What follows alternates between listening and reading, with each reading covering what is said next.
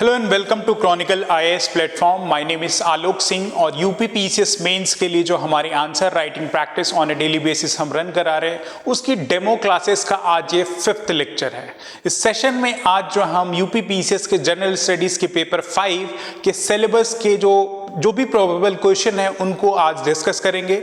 उनके साथ जो भी की inputs along with structuring of the answer है वो हम अपने इस सेशन में आज 1 बाय 1 डील करेंगे। तो हमारा आज का जो सेशन है वो प्रोमिनेंटली सिलेबस के इन की पिलर्स पे प्रेमाइज है। UP PCS general studies paper 5 के लिए सिलेबस कमीशन ने ऑलरेडी दिया हुआ है और जो इनिशियल 5 पिलर्स हैं, initial 5 pillar general studies paper 5 के, that is history, civilisation, culture and ancient cities of UP पहला पिलर है। सेकंड पिलर आपका जो है architecture, their significance, maintainability, museum, archive and archaeology of Uttar Pradesh, second pillar है syllabus का। And third pillar में आपसे जो है यूपी का contribution in pre and post 1857 का जो भी फ्रीडम स्ट्रगल हुआ था उसके प्रेमाइस पे सिलेबस का थर्ड पिलर है। चौथे पिलर में सिलेबस मेंशन करता है आपका eminent freedom fighters and personalities of Uttar Pradesh. Uttar Pradesh से जो भी स्वतंत्रता सेनानी एसोसिएटेड हैं, जो भी पर्सनालिटीज हैं, जो भी व्यक्तित्व हैं, वो उनसे एसोसिएट जो है सिलेबस में स्पेसिफिकली मेंशन है। 5th पिलर में मेंशन करता है rural, urban and tribal issues. गांव के, शहरों के और जो जनजातीय मुद्दे हैं उन पे स्पेसिफिकली फोकस सिलेबस का रखा गया है। सोशल स्ट्रक्चर पे, सामाजिक अवसंरचना पे, फेस्टिवल्स पे, फेयर्स पे, म्यूजिक पे, फोक पे, dance, literature, languages, dialect and social customs of UP. तो broadly Indian culture, historical culture जो है उत्तर प्रदेश का, जो भी सिविलाइजेशन कल्चर है उस पर फोकस है, आर्किटेक्चर पे फोकस है। ब्रॉडली जो मॉडर्न इंडिया का ये टॉपिक है आपका जो फ्रीडम स्ट्रगल से रिलेटेड, उसमें यूपी की क्या भूमिका रही है, यूपी का क्या रोल रहा है, ये आपके सिलेबस पूछता है। एंड सब्सिक्वेंट पार्ट में जो कल्चरल पर्सपेक्टिव है broadly rural issues, urban issues और ट्राइबल इशूज के बारे में आपका सिलेबस जो है प्रोमिनेंटली डिस्कस करता है। तो इन्हीं सिलेबस के प्रेमाइस पे आज का जो हमारा 4 या 5 क्वेश्चन हम जो डिस्कस करेंगे और इसके साथ 2 क्वेश्चन आपको प्रैक्टिस करने के लिए देंगे। इसी पे आज का हमारा इस सिलेबस के इसी की इंग्रेडिएंट पे हमारा जो आज का डिस्कशन है वो प्रेमाइज्ड और बेस्ड है, राइट। तो प्रोसीड करते हैं सबसे पहले क्वेश्चन पे। सबसे पहला क्वेश्चन देखते हैं कि क्या है। Question reads as examine the historical significance of Uttar Pradesh in shaping Indian civilisation and culture. Indian civilisation और कल्चर को शेप करने के लिए उत्तर प्रदेश की ऐतिहासिक पृष्ठभूमि या ऐतिहासिक क्या सिग्निफिकेंस रहा है उसको हमें यहाँ पे डिकोड करना है। हिंदी में बोलता है भारतीय सभ्यता और संस्कृति को आकार देने में उत्तर प्रदेश के ऐतिहासिक महत्व का परीक्षण कीजिए। कैसे उत्तर प्रदेश एक इंपॉर्टेंट रीजन है जिसने अपने थ्रू जो है ब्रॉडली इंडिया के कल्चर और सिविलाइजेशन को लार्जली इंपैक्ट किया है, उसके इंपॉर्टेंस को हमें बताना है। तो ब्रॉडली जब भी हम इन क्वेश्चंस को पढ़ते हैं तो सबसे पहले हमारा जो काम होता है वो क्वेश्चन पेपर को रीड करते टाइम एग्जामिनेशन हॉल में कि जो भी की टर्म्स हैं उनको हम अंडरलाइन कर ले। जैसे यहाँ पे हिस्टोरिकल सिग्निफिकेंस की बात की जा रही है, ऐतिहासिक महत्व की बात की जा रही है और किसके पर्सपेक्टिव में की जा रही है, उत्तर प्रदेश के पर्सपेक्टिव में की जा रही है कि उत्तर प्रदेश का क्या महत्व है, किसके लिए, इंडियन सिविलाइजेशन और कल्चर को शेप करने में, राइट। इंडियन सिविलाइजेशन और कल्चर को शेप करने के लिए भारतीय सभ्यता और संस्कृति को आकार देने में उत्तर प्रदेश की क्या भूमिका रही है इसके बारे में क्वेश्चन है, राइट। तो सबसे पहले जो कंटेक्स्ट हम डिकोड करेंगे, कंटेक्स्ट इन्हीं के पिलर्स पे प्रेमाइज है। कंटेक्स्ट यहां पे यह है हिस्टोरिकल सिग्निफिकेंस बताना है। हिस्टोरिकल सिग्निफिकेंस हमें यहां पे बताना है कि प्रोमिनेंटली उत्तर प्रदेश का, प्रोमिनेंटली यूपी का क्या हिस्टोरिकल सिग्निफिकेंस है, यूपी का क्या हिस्टोरिकल सिग्निफिकेंस है, राइट। यूपी का क्या हिस्टोरिकल सिग्निफिकेंस है ब्रॉडली किस चीज के लिए, इंडियन सिविलाइजेशन, भारतीय सभ्यता और संस्कृति के लिए, राइट। तो हमारा कोर डिमांड यही है, हिस्टोरिकल सिग्निफिकेंस हमें बताना है, राइट। इंडियन सिविलाइजेशन कल्चर, हमें हिस्टोरिकल सिग्निफिकेंस उत्तर प्रदेश का बताना है। तो ये हमारा जो है कोर कंटेक्स्ट यहाँ पे जो डिमांड करता है। अब हमें जो है अपने कंटेक्स्ट की अंडरस्टैंडिंग, जो भी हमने क्वेश्चन को समझा है उसकी कंटेक्सचुअल अंडरस्टैंडिंग जो है हमें अपने आंसर में रिफ्लेक्ट करनी है, राइट। हमें जो है अपने आंसर में इस कंटेक्सचुअल अंडरस्टैंडिंग की को जो है रिफ्लेक्ट करना है, जिससे एग्जामिनर को एक आइडिया रहे, इवैल्यूएटर जो भी हमारी कॉपी इवैल्यूएट कर रहा है उसको एक ब्रीफ सा आइडिया रहे कि हमने क्वेश्चन को प्रॉपरली इंटरप्रेट किया है। एंड साइमल्टेनियसली जो हम अपने बॉडी ऑफ द आंसर में जो इस क्वेश्चन की कोर डिमांड है वो हम बॉडी ऑफ द आंसर में उनको डिकोड करेंगे, उसका एक ब्रीफ सा हिंट हम अपने जो है क्वेश्चन के इंट्रोडक्शन में ही हमें रिफ्लेक्ट करने की जरूरत होती है। इसीलिए हमें कीवर्ड्स की बहुत ही ज्यादा जरूरत होती है, जो इस थीम से रिलेटेड एसोसिएटेड की टर्म्स हैं जो ब्रॉडली इस क्वेश्चन के कंटेक्स्ट को डिकोड कर सके इंट्रोडक्शन में, उनका इंपॉर्टेंस बहुत ज्यादा हो जाता है। जैसे यहाँ पे आपको जो है 125 वर्ड में इस क्वेश्चन के जो आंसर को लिखना है, तो इस पर्सपेक्टिव से क्वाइट इंपॉर्टेंट हो जाता है कि हम जो है सिलेक्टिव कीवर्ड्स का यूज करें। जैसे हिस्टोरिकल सिग्निफिकेंस की यहां पे बात की जा रही है, हिस्टोरिकल सिग्निफिकेंस की यहां पे बात की जा रही है, तो हमें सर्टेन कीवर्ड्स का यूज करना है और ये हिस्टोरिकल सिग्निफिकेंस से कोरिलेट करते हुए हमें उसे इंडियन सिविलाइजेशन कल्चर से लिंक करना है, राइट। तो यहां उत्तर प्रदेश की बात हो रही है, तो जो हम इंट्रोडक्शन लिखेंगे, राइट, जो हम इंट्रोडक्शन लिखेंगे उसमें जो की टर्म्स का हम यूज करेंगे प्राइमरली उनके बारे में डिस्कशन कर लेते हैं कि उत्तर प्रदेश एक प्रोमिनेंट रीजन रहा है, एक सेंटर स्टेज रहा है जहां पे डाइवर्सिटीज ऑफ कल्चर, अलग अलग कल्चर और अलग अलग सभ्यताओं का जो है फ्लरिशमेंट हुआ है, और थ्रू हिस्टोरिकल डेवलपमेंट ये कल्चर, ये सभ्यताएं और संस्कृति एक दूसरे के साथ सम्मिलित होकर मिल के ब्रॉडली जो है इंडियन कल्चर और सिविलाइजेशन को रिफ्लेक्ट करती हैं। तो प्रोमिनेंटली हम बोल सकते हैं कि Uttar Pradesh, UP has been a centre stage, या कुछ और की terms like epicentre for evolution of Indian culture and civilisation, as it has been broadly, कुछ और की टर्म्स हम यूज कर सकते हैं जैसे cradle of civilization, right. Uttar Pradesh has been a cradle of civilisation and simultaneously melting pot of cultures, melting pot of cultures, right. कुछ ऐसे मेटाफोरिक और रेफरेंस हम दे सकते हैं कि यूपी जो है क्रैडल ऑफ सिविलाइजेशन रहा है and simultaneously melting pot of the culture रहा है, राइट। यहाँ पे कई सारी सभ्यताओं का जन्म हुआ है एंड बहुत सारी संस्कृति जो है, कई सारी संस्कृति एक साथ आके जो है सम्मिश्रित हुई हैं। तो ये कीवर्ड्स हम अपने इंट्रोडक्शन में डाल सकते हैं कि Uttar Pradesh is known as cradle of civilisation and has been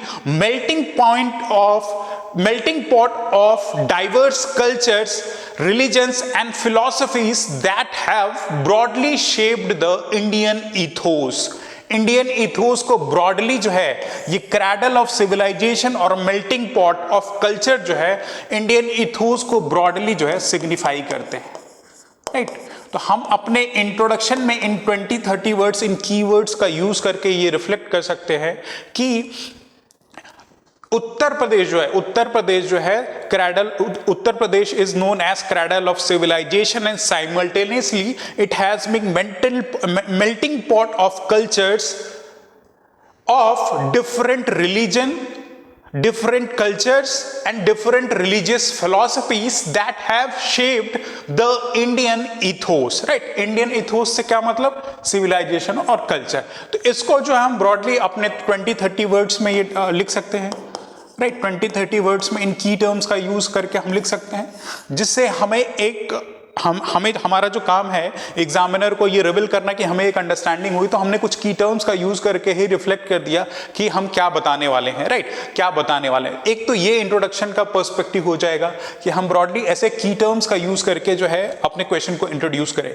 या सब्सिक्वेंटली जो है फर्दर कुछ और अप्रोचेस हम यूज कर सकते हैं। जैसे हमने इंट्रोडक्शन वैरायटी ऑफ अप्रोचेस हर एक क्वेश्चन पेपर में डिस्कस किया, प्रीवियस के जीएस पेपर में हमने डिस्कस किया कि और क्या अप्रोचेस हम अपने इंट्रोडक्शन को अपने पीयर ग्रुप या फ्रेंड ग्रुप से डिफरेंट करने के लिए लिख सकते हैं।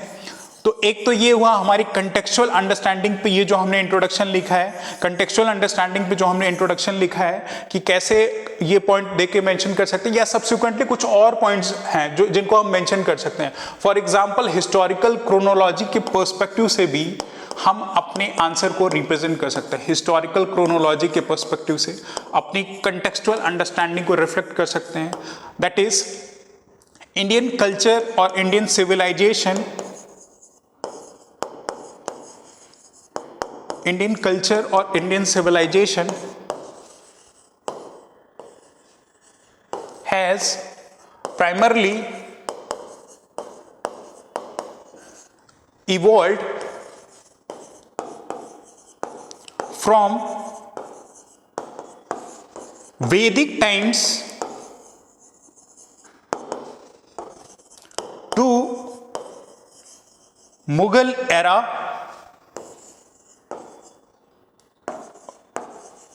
with Uttar Pradesh as bedrock of these evolutions.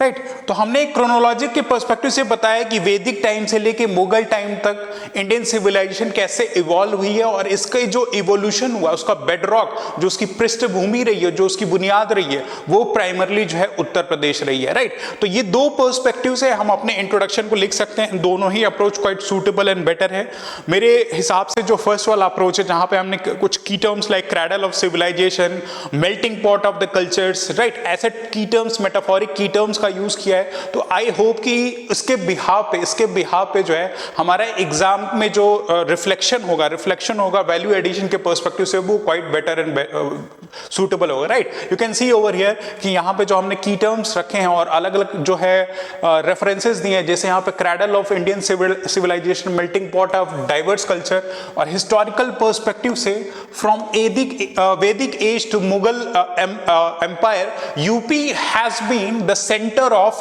Political, cultural and religious transformation. Right, तो ये हिस्टोरिकल पर्सपेक्टिव से भी अपने आंसर को आप रिप्रेजेंट कर सकते हैं, डाइवर्सिटी जो है इंट्रोडक्शन में क्रिएट कर सकते हैं, या फिर कोटेशन के बिहाफ पे भी अगर आप चाहें तो अपने आंसर को जो है रिप्रेजेंट कर सकते हैं। जैसे यहां पे एक कोटेशन हमने रखा है कि history is a gallery of pictures in which there are few originals and many copies, as quoted by Alex de Tocqueville. Right, ये एक थिंकर है जिनका ये कोट है कि हिस्ट्री एक गैलरी ऑफ पिक्चर्स है in which there are few originals and many copies. Right, and UP however exceptionally however stands as original contributor to India's civilization, ethos and values. Right, तो तीन different approaches में आप अपने introduction को represent कर सकते हैं। पर्सपेक्टिव यही है कि आपके मेंस के एग्जामिनेशन में आप हर एक अपने आंसर के डायमेंशंस पे एज क्रिएट कर सके। आंसर्स तो लिखें, वैल्यू एडिशन आंसर्स तो लिखें, लेकिन थोड़ी डाइवर्सिटी, थोड़ी इनोवेशन आपके आंसर कॉपी में रिफ्लेक्ट हो, जिस पे एग्जामिनर के माइंड पे डिफरेंट इंप्रेशन क्रिएट हो सकता है। तो ये तीन डिफरेंट अप्रोचेस से आप अपने आंसर को जो है रिफ्लेक्ट कर सकते हैं। राइट, तीन डिफरेंट अप्रोचेस से। अब हमारा जो क्वेश्चन यहां पर डिमांड करता है कि हमें अपने बॉडी ऑफ द आंसर में प्राइमरली जो है सिग्निफिकेंस के बारे में बताना है। प्राइमरली जो है हिस्टोरिकल सिग्निफिकेंस के बारे में हमें जो है यहां पे डील करना है कि यूपी का क्या हिस्टोरिकल सिग्निफिकेंस है। राइट, यूपी का क्या हिस्टोरिकल सिग्निफिकेंस है उसके बारे में हमें डील करना है। तो बॉडी ऑफ द आंसर में हम जो है अपने इस पर्सपेक्टिव को जो है रिफ्लेक्ट करेंगे। राइट, अपने जो है इन पर्सपेक्टिव को रिप्रेजेंट करेंगे। लाइक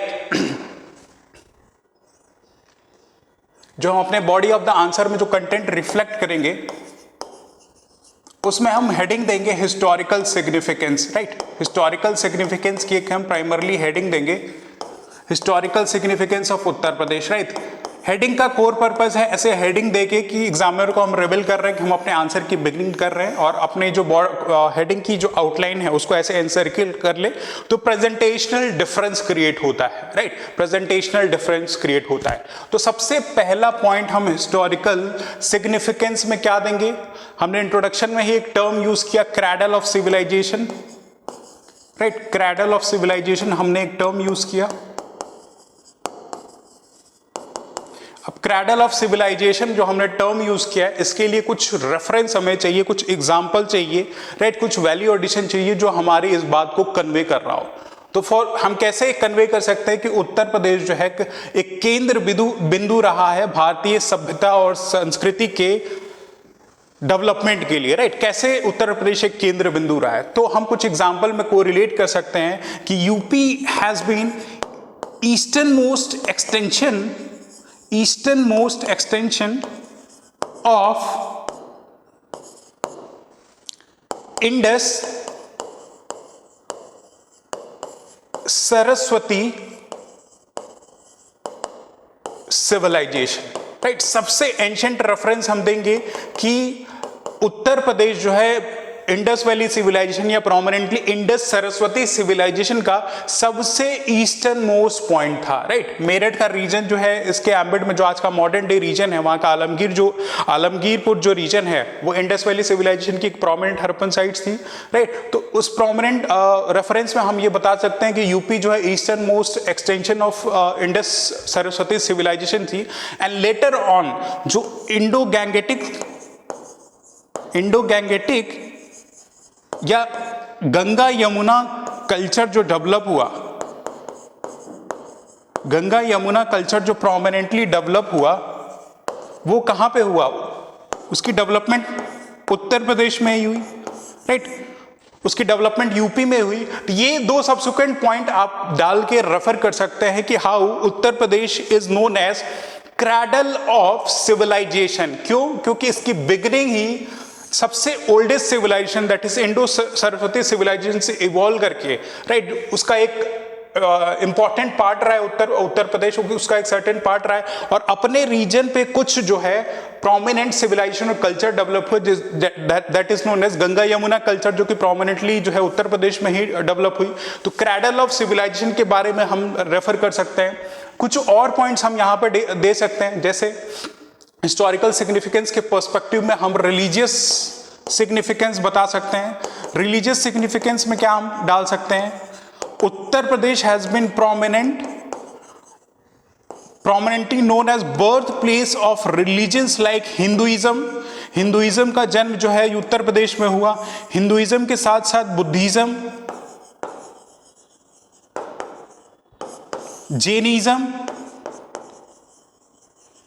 राइट, ये वैल्यू एडेड पॉइंट आप डाल सकते हैं कि हिंदुइज्म, बुद्धिज्म, जैनिज्म जैसे जो रिलीजन है, प्रोमिनेंट रिलीजन है, इनका बर्थ प्लेस जो है उत्तर प्रदेश रहा है। तो यूपी जो है अपने रिलीजियस सिग्निफिकेंस को बताता है एंड प्रोमिनेंटली यही रिलीजन जो है वो इंडियन कल्चर, इंडियन सिविलाइजेशन को ब्रॉडली रिफ्लेक्ट करते हैं, राइट, ब्रॉडली रिफ्लेक्ट करते हैं ये civilization. And certain important places religion से एसोसिएटेड लाइक अयोध्या, वाराणसी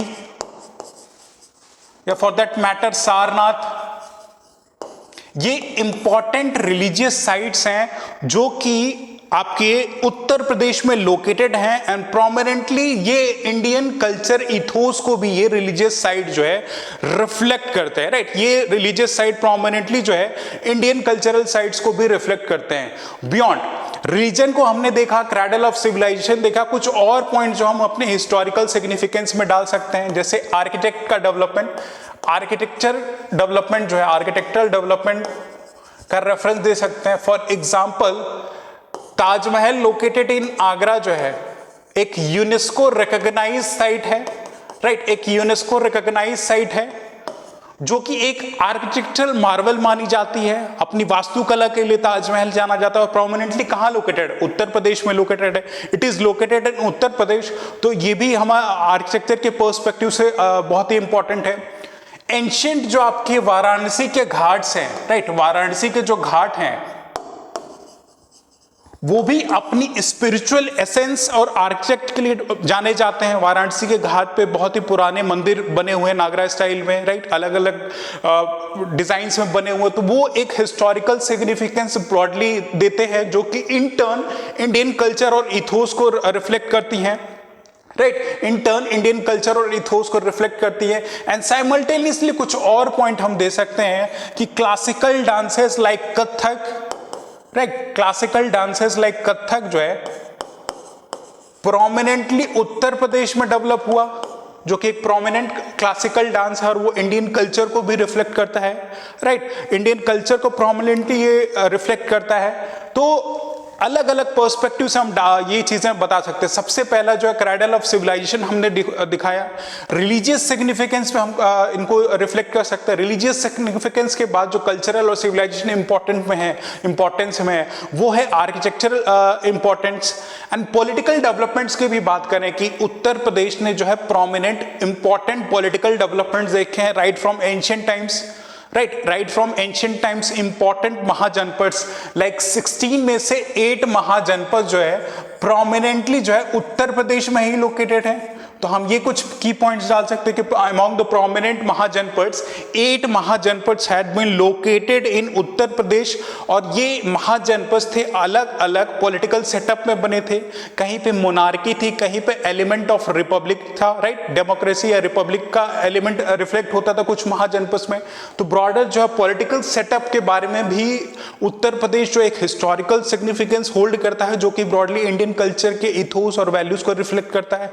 ये पॉइंट हम डाल सकते हैं, राइट। कुछ और पॉइंट्स हम डाल सकते हैं। कुछ और पॉइंट्स क्या डाल सकते हैं कि कंटेम्पररी मॉडर्न इंडिया के पर्सपेक्टिव से जो हमारा इंडियन हिस्ट्री है दैट इज प्रोमिनेंटली जो फ्रीडम स्ट्रगल है, आजादी के लिए जो लड़ाई लड़ी गई थी, उसका एपिसेंटर ब्रॉडली जो है उत्तर प्रदेश था। अवध रीजन में प्रोमिनेंटली जो है फ्रीडम स्ट्रगल, और मेरठ से जो है आप जो है 1857 में देखेंगे कि रिवॉल्ट बिगिन होता है। तो प्रोमिनेंट उत्तर प्रदेश एक एपिसेंटर रहा है फ्रीडम स्ट्रगल मूवमेंट से रिलेटेड, राइट। तो ये सारे की पॉइंट जो है आप अपने कंटेंट बॉडी आंसर का जो बॉडी है उसके कंटेंट में प्रेमाइसली ये विद एग्जांपल्स, जो भी हमने एग्जांपल्स यहां दिए, अपने पॉइंट्स को सब्सटैंशिएट कर सकते हैं, रिफ्लेक्ट कर सकते हैं, राइट, रिफ्लेक्ट कर सकते हैं अपने बॉडी ऑफ द आंसर में, right. These are the points you can easily reflect, जो हमने अब यहां डिस्कस किया। कुंभ मेले का भी रेफरेंस दे सकते हैं रिलीजियस पर्सपेक्टिव में कि लार्जेस्ट स्पिरिचुअल गैदरिंग है, राइट, लार्जेस्ट स्पिरिचुअल गैदरिंग है। तो ये सारे पॉइंट्स आप अपने जो है बॉडी ऑफ द आंसर में, क्योंकि 125 वर्ड में लिखना है, तो जो हमने डिस्प्लेइंग की थी कि अभी एक सीमेटिक रिप्रेजेंटेशन देके रिलीजन के पर्सपेक्टिव से कैसे इंपॉर्टेंट है, कल्चरल क्रेडल ऑफ सिविलाइजेशन क्यों बोला जाता है, पॉलिटिकल सेटअप से कैसे इंपॉर्टेंट है, फ्रीडम मूवमेंट से कैसे हिस्ट्री के उत्तर प्रदेश का लेना है। तो ये सारी चीजें जो है one by one with these headings, अगर पॉइंट के फॉर्मेट में लिख रहे हैं तो इनका जो है ऐसे की पॉइंट्स के हेडिंग में डाल के अपने पॉइंट्स को अलॉन्ग विद द एग्जाम्पल्स आप जो है रिफ्लेक्ट कर सकते हैं, राइट, जो आपके क्वेश्चन के क्वालिटी को ब्रॉडली रिफ्लेक्ट कर सकती है। ऐसे सारे examples classical dances like Kathak हैं, या इंपॉर्टेंट लिटरेचर का भी आप रिफ्लेक्शन दे सकते हैं जो कि इंडियन कल्चरल इथोस को रिफ्लेक्ट करता है ब्रॉडली। क्या तुलसीदास जी ने रामचरितमानस लिखी थी, तो ऐसा एग्जाम्पल इनपुट जो है आप ये भी दे सकते हैं कि उत्तर प्रदेश में ही तुलसीदास हैं, राइट,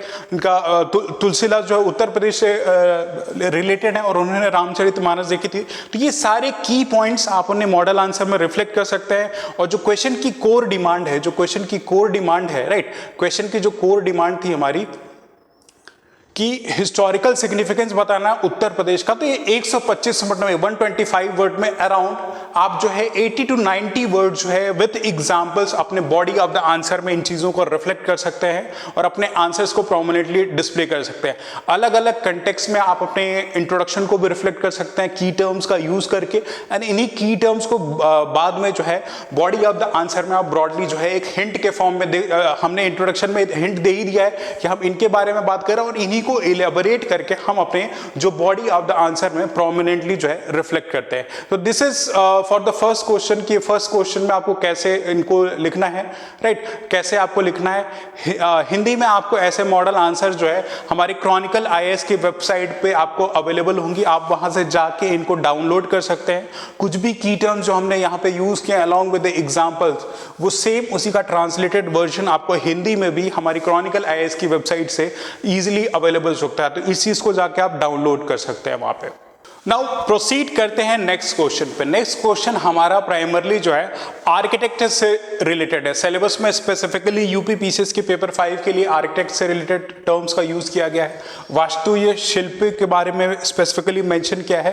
तो उसी प्रेमाइस पे हमारा जो ये सेकंड क्वेश्चन हमने सिलेबस के की टर्म के बिहाफ पे रखा है आपका। ये आपको जो है 200 वर्ड में लिखना है। क्वेश्चन आपसे डिमांड करता है कि analyse the architectural significance and challenges in maintaining historical monuments in उत्तर प्रदेश। उत्तर प्रदेश में जो हिस्टोरिकल माउंटमेंट्स हैं उनका first part of the question demand करता है कि आपको जो है आर्किटेक्चरल सिग्निफिकेंस बताएं, राइट। आर्किटेक्चरल सिग्निफिकेंस बताने के बाद सेकंड पार्ट ऑफ द जो क्वेश्चन की डिमांड है उसमें आपको जो है चैलेंजेस के बारे में बताना है, राइट। उत्तर प्रदेश के ऐतिहासिक स्मारकों में जो हिस्टोरिकल माउंटमेंट्स है, ऐतिहासिक स्मारक, उनके फर्स्ट पार्ट में जो है आपको जो है वास्तुीय शिल्पीय महत्व को बताना है एंड साइमल्टेनियसली जो भी उससे एसोसिएटेड चैलेंजेस हैं, जो भी उससे एसोसिएटेड चैलेंजेस हैं उनके कंजर्वेशन से, राइट, उनके मेंटेनेंस से, उस पे जो है आपको second part of the answer में जो है हाईलाइट करना है। तो दो पार्ट आपका जो है क्वेश्चन यहाँ पे डिमांड कर रहा है। नाउ कोर कंटेक्स्ट की बात करें तो यहाँ पे स्पेसिफिकली स्ट्रेट फॉरवर्ड मेंशन किया गया है कि यहाँ पे आर्किटेक्चरल सिग्निफिकेंस के पर्सपेक्टिव में, राइट, आर्किटेक्चर के पर्सपेक्टिव में आपको जो है सिग्निफिकेंस की डिमांड की जा रही है कि इसका सिग्निफिकेंस क्या है, राइट, और सिग्निफिकेंस के साथ साथ उनके चैलेंजेस पे पूरा ये कोर क्वेश्चन का कंटेक्स्ट प्रेमाइज है और स्पेसिफिक रेफरेंस जो है जो इस एरिया का दिया गया है वो उत्तर प्रदेश, राइट। तो ये तो कोर कंटेक्स्ट हो गया।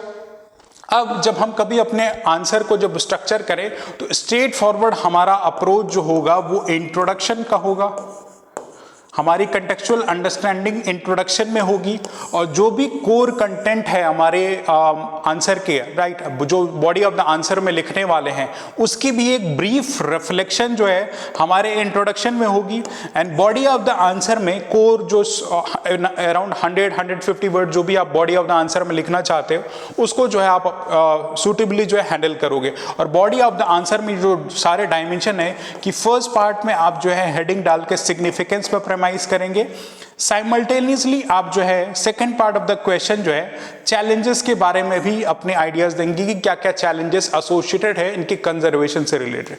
नाउ एक और चीज है, राइट, ये एग्जामिनेशन सिविल सर्विसेज के लिए है, you are aspiring for civil services, right, एक सिविल सर्वेंट बनने का आप एस्पायर ड्रीम रख रहे हैं। तो जब भी ऐसे चैलेंजेस से एसोसिएटेड या इशू बेस्ड कुछ भी क्वेश्चन है जहां पे चैलेंजेस के बारे में प्राइमरली बोला गया है तो मेक श्योर आप चैलेंजेस तो लिखें ही लिखें, लेकिन एक वे फॉरवर्ड या कंक्लूजन के साथ साथ अपने आंसर में कुछ सजेशन जो रेमेडियल मेजर है इन चैलेंजेस को हैंडल करने के लिए उनके बारे में भी कुछ की पॉइंट्स में आप रेफर करें, राइट। एक वैल्यू एडेड आंसर जो है, वेल वैल्यू एडेड आंसर जो है तभी आपका बन पाएगा। तो इस प्रेमाइस पे जो है introduction, body, significance, challenges and simultaneously and part में या तो वे फॉरवर्ड की एक अलग से आप हेडिंग बना लिए, कंक्लूजन में ही वे फॉरवर्ड के की टर्म्स का यूज करके जो है आप अपने इस आंसर को एंड कर सकते हैं, राइट।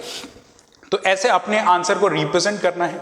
नाउ यहाँ पे आर्किटेक्चरल सिग्निफिकेंस की बात की जा रही है, आर्किटेक्चरल सिग्निफिकेंस ऑफ उत्तर प्रदेश बताई जा रही है और हिस्टोरिकल माउंटमेंट्स के पर्सपेक्टिव में रखा गया है। तो जब हम इंट्रोडक्शन रखें, इंट्रोडक्शन दिखाएं तो इंट्रोडक्शन हमारा ब्रॉडली इसी कंटेक्स्ट के प्रेमाइस से फ्लो होना चाहिए, कंटेक्स्ट के प्रेमाइस से फ्लो होना चाहिए कि ये अप्रोच हमारा इंट्रोडक्शन का यहाँ लिखने का हो सकता है, या कुछ डाटा अगर हम इन्फ्यूज कर दें इंट्रोडक्शन लिखते टाइम, इंट्रोडक्शन परिचय लिखते टाइम इस क्वेश्चन क्वेश्चन का अगर हम कुछ डाटा दे दें, राइट, कुछ डाटा अगर रिफ्लेक्ट कर दे तो वो एक value added well read individual भी रिफ्लेक्ट होगा।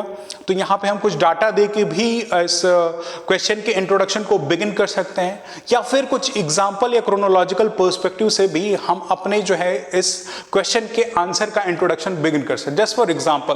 जस्ट फॉर एग्जाम्पल अगर हम कंटेक्चुअल इंट्रोडक्शन की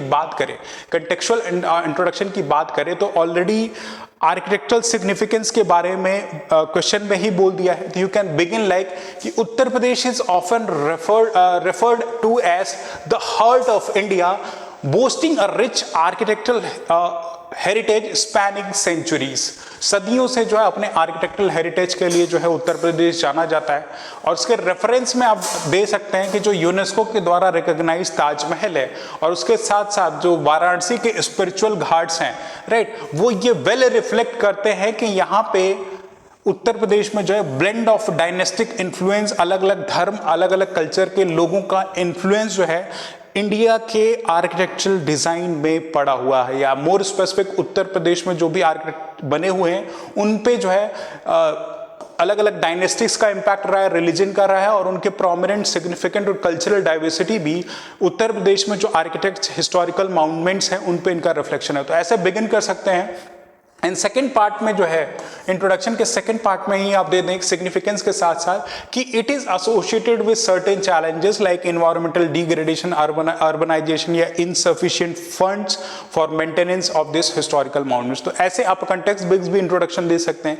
या सेकेंड पार्ट में जो है अगर थोड़ी डाइवर्सिटी क्रिएट करनी हो आपके इंट्रोडक्शन को, तो डेटा के बिहाफ पे आप दे सकते हैं कि Uttar Pradesh is home to around 12% of the India's protected monuments. तो एक डाटा हमने यहां पे दे दिया कि यूपी में जो प्रोटेक्टेड माउंटमेंट्स हैं वो अराउंड 12% ऑफ इंडिया जो है कॉन्स्टिट्यूट करते हैं। Just for example sites like Taj Mahal, Fatehpur Sikri, इनका जो है आप एग्जांपल दे सकते हैं। एंड फर्दर आप जो है डायनेस्टिक, यहाँ पे हम डायनेस्टिक इन्फ्लुएंस की बात कर रहे हैं, तो डायनेस्टिक इन्फ्लुएंस को भी आप एग्जांपल के फॉर्म में दे सकते हैं कि this structures represent N confluence of artistic brilliance and engineering excellence shaped by Mauryas, Guptas, Mughals and Nawab। तो अलग अलग टाइम पीरियड पे अलग अलग डायनेस्टीज ने रूल किया और उनका जो है इन्फ्लुएंस इन आर्किटेक्चरल डिजाइन के आर्टिस्टिक ब्रिलियंस और इंजीनियरिंग एक्सेलेंस पे प्राइमरली देखने को मिलता है।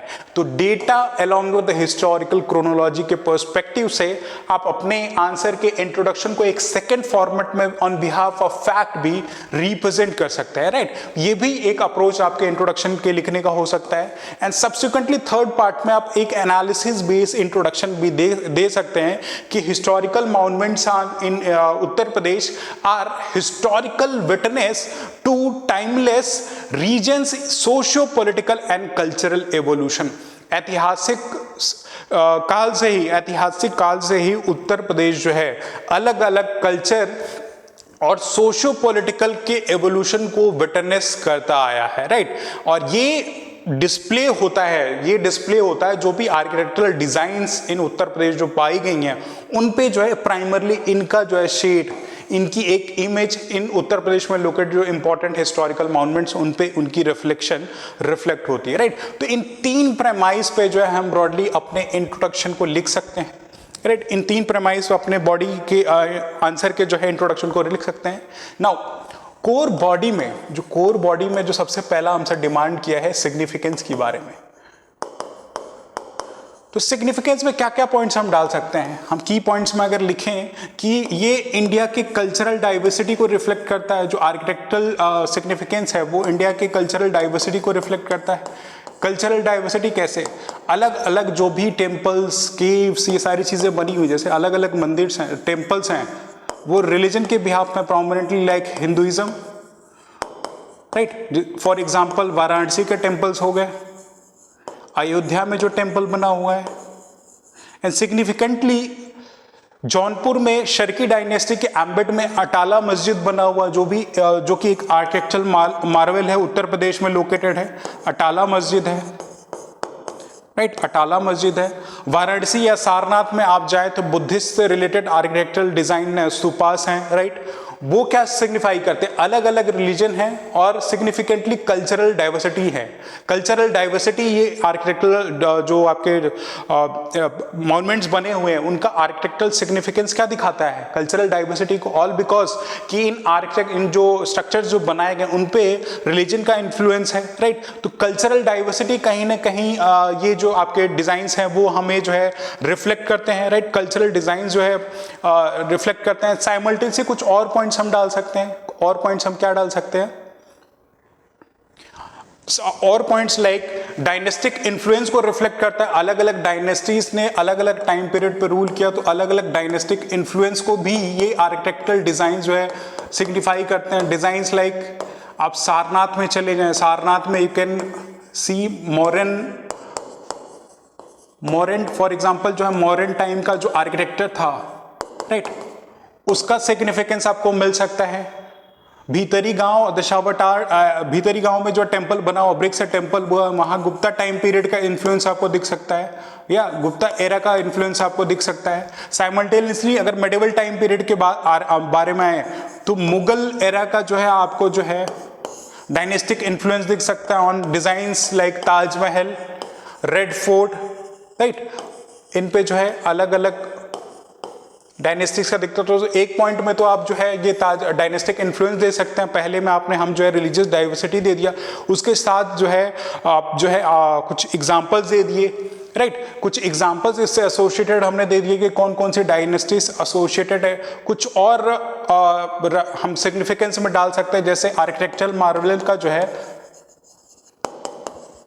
एक एडवांस स्टेज भी रिफ्लेक्ट होता है। एडवांस स्टेज भी, ये भी एक प्राइमरी सिग्निफिकेंस है। साइट्स लाइक फतेहपुर सिकरी की अगर हम यहाँ डिस्क्रिप्शन करें तो वो भी एक एडवांस स्टेज पे एक आर्किटेक्चरल मार्वल है, जो कि सिग्निफाई करता है कि उत्तर प्रदेश में आर्किटेक्चरल डिजाइन जो हैं प्राइमरली एडवांस स्टेज पे इवॉल्व हुई हैं, राइट। प्राइमरली एडवांस स्टेज पे इवॉल्व हुई है, तो ये हिस्टोरिकल सिग्निफिकेंस में ये भी दे सकते हैं। कुछ और पॉइंट्स हम दे सकते हैं सिग्निफिकेंस में, जैसे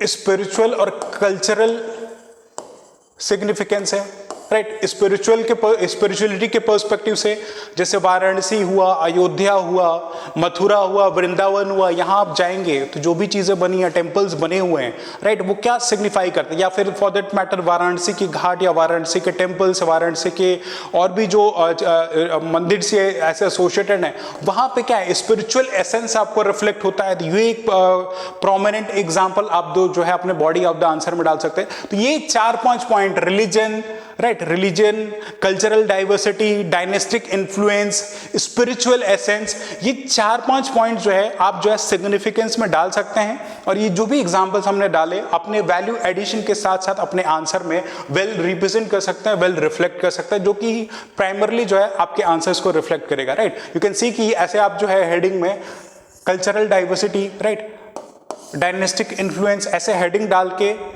पॉइंट्स को मेंशन करके अलोंग विद एग्जांपल्स आप डाल सकते हैं, राइट। अलोंग विद एग्जांपल्स आप जो डाल सकते हैं, ताकि आपका आंसर जो है, मॉडल आंसर जो है वेल रिफ्लेक्टेड होगा, वेल एडेड होगा, कुछ जो वेल एडेड, वेल रिफ्लेक्टेड होगा, राइट। एंड साइमल्टेनियसली क्योंकि एग्जाम्पल्स आपने दिए हैं तो सब्सटैंशिएट कर रहा है आपके हर एक पॉइंट को, तो एग्जामिनर के माइंडसेट में एक बहुत ही बेटर रिप्रेजेंटेशन होगा कि आपकी अंडरस्टैंडिंग, जो आपकी इंप्लीमेंटेशन स्ट्रैटेजी, आपकी अंडरस्टैंडिंग है, वो आपके आंसर से ही रिफ्लेक्ट होगी, राइट। ये स्पिरिचुअलिटी के पर्सपेक्टिव से हम मेंशन कर सकते हैं, राइट। ये सारे पॉइंट्स आप जो है first part of the answer में दे सकते हैं, राइट। नाउ अब सेकंड पार्ट में हम जब बात करें, सेकंड पार्ट की अगर बात करें तो सेकंड पार्ट में हमसे डिमांड कर रहा है चैलेंजेस क्या हैं, जो हिस्टोरिकल मॉन्यूमेंट्स हैं उनसे एसोसिएटेड चैलेंजेस क्या हैं, उनको हमें जो है मेंशन करना है। तो हिस्टोरिकल मॉन्यूमेंट्स में क्या क्या चैलेंजेस एसोसिएटेड, क्या क्या हम लिख सकते हैं। सबसे पहला चैलेंज जो हिस्टोरिकल मॉन्यूमेंट से एसोसिएटेड है वो तो है एनवायरनमेंट से रिलेटेड, राइट, एनवायरमेंटल कंसर्न्स। अब एनवायरमेंटल कंसर्न्स कैसे आप कोट कर सकते हैं एग्जाम्पल के पर्सपेक्टिव में, कि आगरा का जो ताजमहल है उसके जो वाइट मार्बल्स हैं उनकी जो है येलोइंग हो रही है, या जो एसिड रेन हुई, एसिड रेन की वजह से जो ये आर्किटेक्चरल डिजाइन या जो भी बने हुए हैं स्ट्रक्चर्स ये डेमोलिश हो रहे हैं, यहाँ पे येलोइंग हुई, पीला पड़ रहा है, राइट। तो एनवायरमेंटल कंसर्न एक बहुत बड़ा पर्सपेक्टिव है। एक्सेसिव टूरिज्म की वजह से, right, excessive tourism in sites की वजह से इन साइट्स की जो कैरिंग कैपेसिटी है वो इतने टूरिस्ट को एट अ डे हैंडल करने की कैपेबिलिटी में नहीं है। तो वो एक प्रोमिनेंट रीजन है, राइट। चैलेंजेस एसोसिएटेड है इनसे, इनके प्रोटेक्शन से एसोसिएटेड। कुछ और पॉइंट्स एनक्रोचमेंट का हम डाल सकते हैं कि इन हिस्टोरिकल साइट्स के अराउंड जो है सिटीज़ का या टाउन्स का या इंडस्ट्रीज़ का इंक्रोचमेंट हो रहा है, जिसके वजह से बहुत सारे नेगेटिव इम्पैक्ट्स पड़ रहे हैं, राइट, इनके स्ट्रक्चर के डेमोलिशन में। सब्सिक्वेंट इन साइट्स को कंजर्व करने के लिए, प्रोटेक्ट करने के लिए टेक्नोलॉजी की ज़रूरत है, रिसोर्सेज की ज़रूरत है, वो अवेलेबल नहीं है। उसके लिए क्या चाहिए? फंड चाहिए। तो lack of availability of fund और इनएडिक्वेसी बोल सकते हैं, लैक तो नहीं, इनएडिक्वेसी ऑफ फंड बोल सकते हैं, inadequacy of funds. Although UNESCO ऐसे वर्ल्ड हेरिटेज, जो भी वर्ल्ड हेरिटेज साइट की लिस्ट में साइट्स हैं उनके प्रोटेक्शन के लिए फंड देता है, लेकिन इंडिया में ऐसी साइट्स के अलावा भी ऑल टुगेदर 43 ही साइट्स रिकॉग्नाइज हैं। उनके बियॉन्ड भी बहुत सारी साइट्स हैं, हिस्टोरिकल साइट्स हैं, जिनके प्रोटेक्शन की ज़रूरत है। तो ये भी चैलेंजेस एसोसिएटेड हैं, राइट, ये भी चैलेंजेस एसोसिएटेड हैं जो इन टर्न जो है इनको इम्पैक्ट करती है। साइमल्टेनियसली जो है कम्युनिटी कंसर्न भी है, कम्युनिटी कंसर्न या lack of social participation, lack of social participation.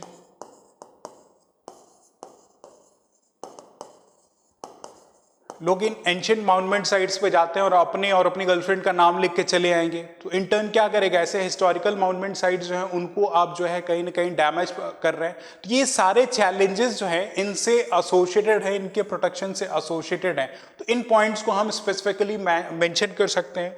Now हमने डिस्कस किया कि अगर चैलेंजेस हम मेंशन कर रहे हैं तो चैलेंजेस के साथ साथ हमें कुछ सजेशंस भी देने होंगे इनके प्रोटेक्शन के लिए। तो हम क्या क्या सजेशन जो है यहाँ पे दे सकते हैं जिनसे इनकी जो है प्रोटेक्शन की जा सके, राइट। जैसे for example adopt the heritage scheme government run कर रही है, राइट। जो भी इंपॉर्टेंट हेरिटेज साइट्स हैं उनकी अडॉप्शन में प्राइवेट कॉरपोरेट जो है वो इंपॉर्टेंट रोल प्ले कर सकते हो। तो ऐसी स्कीम्स का स्ट्रिक्ट इम्प्लीमेंटेशन हो, राइट, स्ट्रिक्ट इम्प्लीमेंटेशन, ऐसा कुछ ड्यू मेजर्स लिख सकते हैं। टेक्नोलॉजी का इन्फ्यूजन हो इनके प्रोटेक्शन में। टेक्नोलॉजी का इन्फ्यूजन कैसे? ड्रोन के थ्रू मैपिंग की जा सकती है, राइट, इन साइट्स की मैपिंग की जा सकती है। लेजर टेक्निक का यूज करके प्रिसीजन के साथ साथ इन साइट्स की सफाई की जा सकती है, प्रोटेक्शन की जा सकती है, जो भी डैमेजेस हैं उनको कंट्रोल करने का यूज किया जा सकता है। तो टेक्नोलॉजी का इन्फ्यूजन होना चाहिए, राइट। सब्सिक्वेंट ह्यूमन एलिमेंट जो यहाँ पे लैक ऑफ सोशल पार्टिसिपेशन है, तो कम्युनिटी का पार्टिसिपेशन, लोगों की जन भागीदारी बहुत ही ज़रूरी है, राइट। लोगों की जन भागीदारी बहुत ही ज़रूरी है इन साइट्स के प्रोटेक्शन के लिए, उनके बिना तो पॉसिबल नहीं है, राइट। और कुछ और इम्पॉर्टेंट जैसे अवेयरनेस लोगों में लाने की ज़रूरत है, तो अवेयरनेस कैंपेन हमें रन करना चाहिए, राइट। अवेयरनेस कैंपेन रन करने की ज़रूरत है ताकि लोगों में कॉन्शियसनेस डेवलप हो। तो ये सारे जो है रेमेडियल मेजर्स जो है आप यहाँ रिकमेंड कर सकते हैं इन चैलेंजेस के एसोसिएशन के साथ, राइट। तो ऐसे आप जो है अपने core body of the answer में इन सिग्निफिकेंट along with challenges और challenges के साथ साथ क्या क्या associated remedial measure है इनको हम यहाँ पे mention कर सकते हैं, राइट।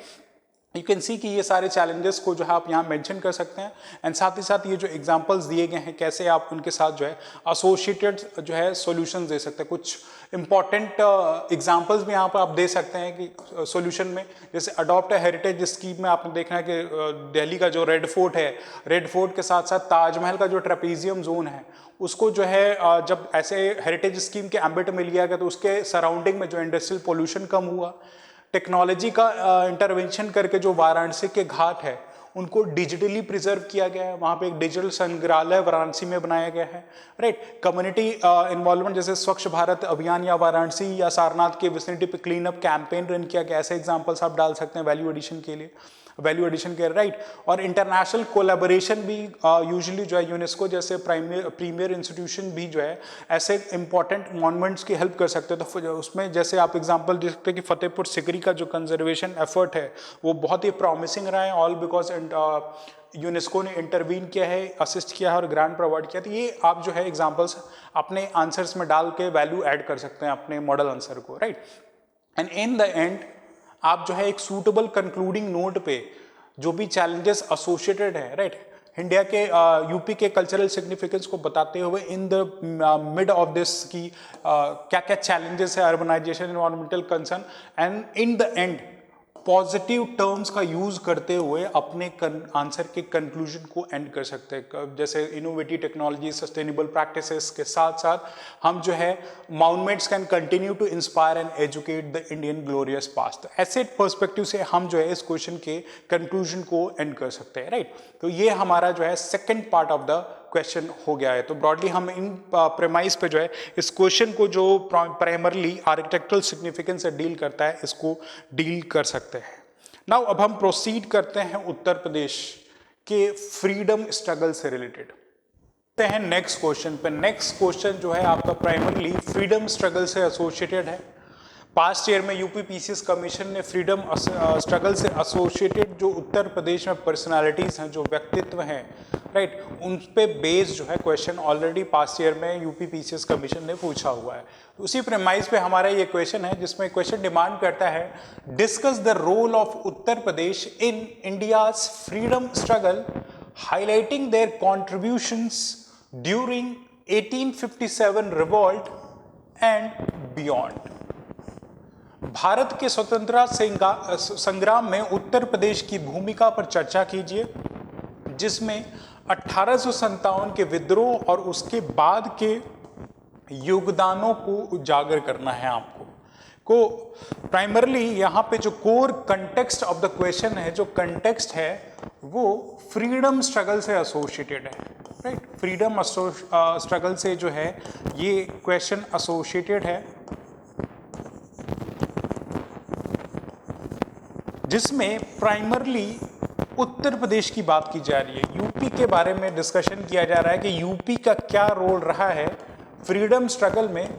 मोर स्पेसिफिक जो इवेंट्स दिए गए हैं वो 1857 के फ्रीडम स्ट्रगल में और 1857 के बियॉन्ड जो फ्रीडम स्ट्रगल हुआ है उसके बारे में आपको जो है यहाँ पे स्पेसिफिकली इस क्वेश्चन को हैंडल करना है। तो कोर कंटेक्स्ट हमने देख लिया कि यूपी की डिमांड, यूपी के रोल के बारे में यहाँ क्वेश्चन जो है पूछा जा रहा है।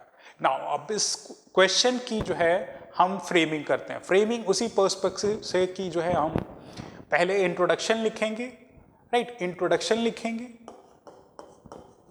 इंट्रोडक्शन के साथ साथ यह इंट्रोडक्शन जो है हमारे कंटेक्चुअल अंडरस्टैंडिंग का रिफ्लेक्शन होगा और इंट्रोडक्शन में ही प्राइमरली जो भी हम बॉडी आंसर के बॉडी में लिखने जा रहे हैं उसका एक ब्रीफ सा हिंट भी इंट्रोडक्शन में जो है रिफ्लेक्ट हो जाता है, राइट। इंट्रोडक्शन एंड साइमल्टेनियसली हम अपने आंसर को कंक्लूड करेंगे। सबसे पहले सेगमेंट इंट्रोडक्शन की बात करें तो इंट्रोडक्शन हम या तो कंटेक्स्ट के बिहाफ पे दे सकते हैं, कंटेक्स्ट बेस दे सकते हैं, जिस भी रेफरेंस में क्वेश्चन पूछा उसी के कंटेक्स्ट में हमारा इंट्रोडक्शन होना चाहिए। इंट्रोडक्शन के भी अपने अप्रोचेस हैं, डेटाबेस इंट्रोडक्शन दे सकते हैं हम। डेटाबेस इंट्रोडक्शन में कुछ पर्सनालिटीज या कितने नंबर ऑफ पर्सनालिटीज एसोसिएटेड थे, अगर हमारे पास कुछ ऐसा फैक्ट या डेटा अवेलेबल हो, राइट, तो डेटा के बिहाफ पे हम इंट्रोड्यूस कर सकते हैं कि कैसे इंडिया में जो है फ्रीडम स्ट्रगल जो हुआ उसमें यूपी का प्राइमरली रोल है, राइट। या फिर हिस्टोरिकल क्रोनोलॉजी के पर्सपेक्टिव से भी हम अपने इंट्रोडक्शन को दे सकते हैं। हिस्टोरिकल क्रोनोलॉजी के पर्सपेक्टिव से यूपी का रोल सिग्निफाई करते हुए हम जो है इंट्रोडक्शन दे सकते हैं, राइट। अब यूपी का क्रोनोलॉजिकल रोल कैसे बताएंगे कि 1857 के रिवॉल्ट से बिगिन होते हुए टिल द एंड 1942 में जो क्विट इंडिया मूवमेंट हुआ था उसमें यूपी का प्राइमरली रोल था। तो एक क्रोनोलॉजी हमने बता दी कि 1857 की क्रांति के बाद शुरू से लेके और 1857 की क्रांति के बाद जो भारत छोड़ो आंदोलन हुआ था उसमें उत्तर प्रदेश की मुख्य भूमिका थी, राइट। तो ये एक हिस्टोरिकल बेस्ड क्रोनोलॉजी दे सकते हैं। अब कंटेक्स्ट बेस्ड जब हम अपनी इंट्रोडक्शन देंगे तो उसमें कुछ की टर्म्स का यूज करना होगा। यहाँ पे यूपी के रोल की बात की जा रही है कि 1857 की क्रांति में भी यूपी का रोल रहा है और यूपी के रोल जो है 1857 की क्रांति के बाद भी रहा है, 1857 रिवॉल्ट के बाद भी रहा है। तो एक आपको जो है ब्रीफ सा यहाँ पे एक इंट्रोडक्शन देना है 20-30 वर्ड में। तो यू कैन राइट कि Uttar Pradesh has been epicentre, right. यहाँ पे हम टर्म यूज कर सकते हैं epicentre. UP has been epicentre for the beginning of freedom struggle in India, right. तो की टर्म्स लाइक एपीसेंटर हम यहां यूज कर सकते हैं। Epicentre of beginning of freedom struggle in India and simultaneously first tectonic wave of freedom struggle also developed in India. For example पहला जो initiation 1857 की जो लड़ाई शुरू हुई थी, 1857 का जो फ्रीडम स्ट्रगल शुरू हुआ था, वहां पे मेरठ प्राइमरली जो कि उत्तर प्रदेश में लोकेटेड है, राइट। मेरठ से जो है सोल्जर्स जो थे वो दिल्ली पे आते हैं, रेड फोर्ट पे कूच करते हैं, राइट। तो ये फर्स्ट टेक्टोनिक वेव, उसी के पर्सपेक्टिव में इसका हिंट हम अपने बॉडी ऑफ द आंसर में भी देंगे। बट यहाँ पे इन की टर्म्स का यूज से जो है आप अपने जो है इस क्वेश्चन के आंसर का जो है इंट्रोडक्शन डाइवर्सिटी ऑफ अप्रोचेस के बिहाफ पे रख सकते हैं।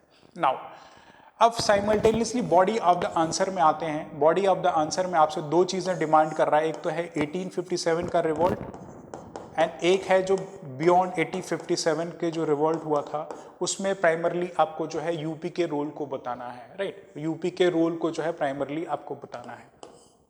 नाउ जब हम आंसर स्ट्रक्चर करें, दो हेडिंग में रखेंगे अलग अलग कैटेगराइज करके, क्वेश्चन स्पेसिफिकली डिमांड कर रहा है। तो बॉडी ऑफ द आंसर में किन किन डायमेंशंस पे हम जो है अपने आंसर्स को एड्रेस करेंगे जिसमें यूपी के रोल को स्पेसिफिकली जो है मेंशन किया जा सके, राइट। अब फ्रीडम स्ट्रगल की बात की जा रही है कि यूपी का जो रोल है वो क्या था। तो स्पेसिफिकली हम जो भी यूपी के एसोसिएटेड इंपॉर्टेंट ज्योग्राफिकल रीजन्स हैं, ज्योग्राफिकल रीजन जो कि फ्रीडम स्ट्रगल से एसोसिएटेड हैं, उनको एक पॉइंट में मेंशन कर सकते हैं। रीजन्स लाइक मेरठ हुआ, अवध का रीजन हुआ, कानपुर हुआ, झांसी हुआ, ये 1857 के रिवॉल्ट से एसोसिएटेड था। कुछ इंपॉर्टेंट पर्सनालिटीज जो कि 1857 के रिवॉल्ट से एसोसिएटेड थी। अब वो पर्सनालिटीज कौन सी? पर्सनालिटीज लाइक रानी लक्ष्मीबाई, राइट। तात्या तोपे थे कानपुर में, बेगम हजरत महल लखनऊ में थी, राइट। ऐसे पर्सनालिटीज का आप जो है रेफरेंस दे सकते हैं कि ये सारे जो है उत्तर प्रदेश से एसोसिएटेड थे। ज्योग्राफिकल रीजन्स की बात की। पहले एक और पॉइंट में कि हमने एपीसेंटर की बात की, यहाँ पे एक टर्म इंट्रोडक्शन में हमने यूज किया था, एपीसेंटर की बात की, और दूसरे में जो है टेक्टोनिक वेव की बात की। तो यहाँ पे आप बोल सकते हैं एपीसेंटर ब्रॉडली जो है, एपीसेंटर का एक पॉइंट दे सकते हैं और उसके रेफरेंस में जो अवध रीजन है, जो आज का मॉडर्न डे उत्तर प्रदेश का जो अवध रीजन है, लखनऊ, झांसी, कानपुर का रीजन जो एरिया है, वो प्राइमरली बहुत ही इंपॉर्टेंट रोल प्ले कर रहा था इंडिया के फ्रीडम स्ट्रगल में। तो ये एपीसेंटर आप डाल सकते हैं कि कौन कौन से रीजन थे। साइमल्टेनियसली हमने टेक्टोनिक वेव का भी बात किया था इंट्रोडक्शन में। तो टेक्टोनिक वेव में आप मेरठ वाले इंसिडेंट की बात कर सकते हैं कि मेरठ से जो सिपाहीज थे उन्होंने रेड फोर्ट पे जो है कूच किया। तो यहाँ पे एक फर्स्ट टेक्टोनिक डेवलपमेंट की बात जो हम यहाँ पे अपने यूपी के रेफरेंस में कर सकते हैं कि यूपी का जो मेरठपुर का रीजन है, मेरठपुर का डिस्ट्रिक्ट है, वहाँ पे जो सिपाहीज जो 1857 के रिवॉल्ट में जो है एसोसिएटेड थे, राइट। तो इन डायमेंशंस पे हम अपने बॉडी के first half of the region में जो है एड्रेस कर सकते हैं। साइमल्टेनियसली कुछ और इंपॉर्टेंट इवेंट्स अगर एसोसिएटेड है जो भी इस फ्रीडम स्ट्रगल से एसोसिएटेड है, जैसे रेड फोर्ट पे जाके अराउंड 2 मंथ्स के लिए जो हमारे सिपाहीज थे, जो इंडियन सिपाहीज थे, ब्रिटिश सिपाहीज जो जिनमें इंडियन से रिक्रूटेड थे, उन्होंने रेड फोर्ट पे जो है कब्जा किया हुआ था, राइट। तो ऐसे इवेंट्स के बारे में हम जो है यूपी स्पेसिफिक डायमेंशंस में अपने फर्स्ट हाफ को रख सकते हैं। Second half of the answer में भी 1857 और उसके बियॉन्ड भी हम जो कुछ इंपॉर्टेंट डेवलपमेंट दे सकते हैं कि 1857 के बियॉन्ड कुछ जो फ्रीडम स्ट्रगल से एसोसिएटेड जो भी डेवलपमेंट्स हुई, वो डेवलपमेंट्स क्या थी,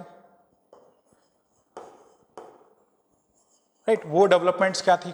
कोई इंपॉर्टेंट बॉडी या इंस्टीट्यूशन जैसे हिंदुस्तान सोशलिस्ट रिपब्लिकन एसोसिएशन जो है कानपुर में एस्टैब्लिश किया गया था, राइट। कानपुर में एस्टैब्लिश किया गया था, जो कि 1857 के रिवॉल्ट के बाद हुआ था, 20th सेंचुरी के अराउंड हुआ था, राइट। उससे एसोसिएटेड जो पर्सनैलिटी थी, तो यहाँ पे एक ब्रीफ सा रेफरेंट HSRA का हम दे सकते हैं, Hindustan socialist republican association. Important personalities like Chandrashekhar Azad, इनका रेफरेंस दे सकते हैं कि यूपी से एसोसिएटेड थे। इलाहाबाद के अल्फ्रेड पार्क में इन्होंने जो अपने आप को गोली मारी थी ब्रिटिश से बचने के लिए, वो भी एक इंपॉर्टेंट डेस्टिनेशन है यूपी के फ्रीडम स्ट्रगल को बताने के लिए, right. Revolutionary like Ashfaq Ullah Khan जो है उत्तर प्रदेश से एसोसिएटेड, तो ऐसी पर्सनालिटीज़ के बारे में हम मेंशन कर सकते हैं अपने 1857 के डेवलपमेंट में। और फ्रीडम स्ट्रगल से एसोसिएटेड जो पॉलिटिकल डेवलपमेंट्स हुई थी, जस्ट फॉर एग्जांपल जो है कांग्रेस INC का जो फॉर्मेशन हुआ था या INC के सेशंस हुए थे, उसमें आप एक ब्रीफ सा आया दे सकते हैं कि 1916 का जो लखनऊ सेशन हुआ था अंडर अंबिका चरण दास, वो उत्तर प्रदेश में ही हुआ था, लखनऊ सिटी में, राइट। एंड प्राइमरली ये जो है इंडिया को यूनिफाई करने के लिए एक्सट्रीमिस्ट और मॉडरेट्स एक साथ मिले थे, राइट। जो मुस्लिम लीग थी और कांग्रेस के इंडिविजुअल्स एक साथ मिले थे, तो ये भी एक प्रोमिनेंट 1916 का INC का सेशन एक इंपॉर्टेंट रोल प्ले करता है, राइट। पर्सनैलिटीज आफ्टर 1857 के रिवॉल्ट में इंडिविजुअल्स लाइक मोतीलाल नेहरू और जवाहरलाल नेहरू का हम एक एग्जांपल दे सकते हैं कि ये भी उत्तर प्रदेश पे ही बिहाव थे, राइट। आप जो इलाहाबाद के आनंद भवन में देखेंगे कि मोतीलाल का घर था, तो ये लोग उत्तर प्रदेश से, यूपी से ही थे। तो प्राइमरली इन दो डायमेंशंस पे हम जो है अपने core body of the answer के इन दोनों पर्सपेक्टिव्स को इन डायमेंशन में जो है अपने मॉडल आंसर में रिप्रेजेंट कर सकते हैं। जस्ट फॉर एग्जांपल जो ये हमने ब्रीफ आइडिया दिया कि जो इन सारे डायमेंशंस में आप अब जो है अपने आंसर को रिप्रेजेंट कर सकते हैं। जैसे अलग अलग हेडिंग्स जो हमने डिस्कस की, एपी सेंटर जो आप बोलेंगे, AP centre of the revolt UP था, यूपी का कौन सा रीजन, मेरठ, कानपुर, झांसी और लखनऊ वाला रीजन था प्रोमिनेंटली। ये एग्जांपल अलॉन्ग विद जो लीडिंग पर्सनालिटीज थी, लक्ष्मीबाई, तांत्या टोपे, बेगम हजरत महल, इनके बारे में आप दे सकते हैं। लखनऊ का बहुत ही इंपॉर्टेंट रोल था, राइट, जिन्होंने कॉलोनियल ऑपरेशन के अगेंस्ट में अपना एग्जाम्पल दिया। 1857 के बियॉन्ड जो है यूपी जो है रेवोल्यूशनरी मूवमेंट का एक एपी सेंटर हो गया था। एग्जाम्पल्स हमने दे दिया। काकोरी ट्रेन रॉबरी जो हुई थी, काकोरी में जो ट्रेन लूटी गई थी, वो भी उत्तर प्रदेश में हुई थी और वो इंडियन फ्रीडम स्ट्रगल से एसोसिएटेड। तो ये सारे पॉइंट्स आप अपने मॉडल आंसर में डाल सकते हैं, राइट। कुछ और important events like non cooperation movement या क्विट इंडिया मूवमेंट के भी इंपॉर्टेंट सेंटर्स लाइक वाराणसी और इलाहाबाद थे, कानपुर थे, ये इन्होंने इंपॉर्टेंट रोल प्ले किया था इन डेवलपमेंट्स में। और भी एन नंबर ऑफ एग्जाम्पल्स हैं जो आप अपने इन मॉडल आंसर में डाल सकते हैं, जो कि सिग्निफाई कर सकते हैं कि यूपी का रोल प्राइमरली हिस्टोरिकली इंडिया के फ्रीडम स्ट्रगल में कैसे रहा है। तो उसमें आप अलग अलग डायमेंशन जो हमने बताया कि कौन कौन से जोग्राफिकल रीजन्स में प्राइमरली फ्रीडम स्ट्रगल का एपिसेंटर था, कौन कौन सी पर्सनालिटीज एसोसिएटेड थी, जो एग्जांपल्स हमने डिस्कस किए उनको आप कोट करें, राइट। कौन कौन से प्राइमरली इवेंट हुए वो आप कोट कर सकते हैं, 4-5 एग्जांपल्स की कोटिंग आप डाल सकते हैं कि ये इवेंट्स हुई थी, राइट। तो ये 5-6 डायमेंशन में जो है आप अलग अलग डायमेंशन में जो है अपने मॉडल आंसर को ब्रॉडली एक 360 रिप्रेजेंटेशन दे सकते हैं। एंड इन द एंड अपने आंसर को आप कंक्लूड कर सकते हैं कि इंडिया का जो कंट्रीब्यूशन है वो फ्रीडम स्ट्रगल, यूपी का जो उत्तर प्रदेश का जो कंट्रीब्यूशन है इंडिया के फ्रीडम स्ट्रगल में, वो क्वाइट इमेंस एंड एनरिच रहा है, राइट। इसमें इंपॉर्टेंट लीडर्स और सिटीज में जो है प्राइमरली इस फ्रीडम स्ट्रगल में पार्टिसिपेट किया, और ये इंडियन हिस्ट्री में इमोमेरियल इवेंट की तरह फॉर लॉन्ग जो है दर्ज है। तो ऐसे 10-20 वर्ड में जो है अपने कंक्लूजन को आप एंड कर सकते हैं। फैक्ट बेस्ड और एनालिसिस बेस्ड दोनों क्वेश्चन था, उनको आप डिकोड करना था। जो ये ऐसे फॉर्म में जो है आप अराउंड जो है 125 वर्ड में जो है अपने मॉडल आंसर को यहाँ पे रिप्रेजेंट कर सकते हैं, राइट। तो ये ब्रॉडली एक ब्रीफ सा रिफ्लेक्शन है, सिलेबस का की टर्म है। तो ये जो डिस्कशन है आई होप कि एक ब्रॉडर सा आइडिया आपको देगा कि किन किन डायमेंशन से अगर ऐसे नेचर ऑफ द क्वेश्चंस आए तो आप उनको ईजियर वे में इन डायमेंशंस पे along with the suitable examples and value addition अपने आंसर को रिप्रेजेंट कर सकते हैं। नाउ प्रोसीड करते हैं नेक्स्ट क्वेश्चन की तरफ। नेक्स्ट क्वेश्चन जो है यूपी के प्राइमरली कल्चर पे प्रेमाइज्ड है। स्पेसिफिकली सिलेबस में यूपी के फेयर्स, फेस्टिवल्स, कल्चरल फोक्स के बारे में सिलेबस में की टर्म मेंशन है, उसी प्रेमाइस पे क्वेश्चन है। क्वेश्चन हमसे डिमांड करता है explore the role of festivals, fairs and folk traditions in shaping the social structure of rural Uttar Pradesh. Rural Uttar Pradesh, जो ग्रामीण उत्तर प्रदेश है, उत्तर प्रदेश का जो ग्रामीण एरिया है, उसके सामाजिक ढांचे पे, सोशल स्ट्रक्चर पे कि पर्सपेक्टिव में आपको फेस्टिवल्स, फेयर्स और फोक ट्रेडिशन का इंपॉर्टेंस बताना है कि कैसे उत्तर प्रदेश के रूरल एरियाज में जो है सोशल स्ट्रक्चर्स इन तीन के प्रेमाइस पे शेप होते हैं या इनके थ्रू बनता है। हिंदी में देखें, उत्तर प्रदेश के ग्रामीण समाज की संरचना को आकार देने में त्योहारों, मेलों और लोक परंपराओं की भूमिका का अन्वेषण कीजिए। 200 वर्ड में ये आपको आंसर लिखना है। तो कोर कंटेक्स्ट यहां पे क्या है? कोर कंटेक्स्ट यहां पे है सोशल स्ट्रक्चर। यूपी के रूरल एरियाज का जो सोशल स्ट्रक्चर है, इस पे प्रेमाइज्ड ये क्वेश्चन है, राइट। रूरल यूपी, ग्रामीण उत्तर प्रदेश, उसके प्रेमाइज पे ये क्वेश्चन है कि सोशल स्ट्रक्चर कैसे शेप हो रहा है, किन के बिहाफ पे, फेस्टिवल्स के बिहाफ पे, फेयर्स के बिहाफ पे जो मेले लगते हैं, एंड फोक ट्रेडिशंस के बिहाफ पे। इन तीन पिलर्स के प्रेमाइज पे आपको ब्रॉडली सोशल स्ट्रक्चर को डिकोड करना है। नाउ ये तो हो गया कोर, आपका जो कंटेक्स्ट है उसके बिहाफ पे।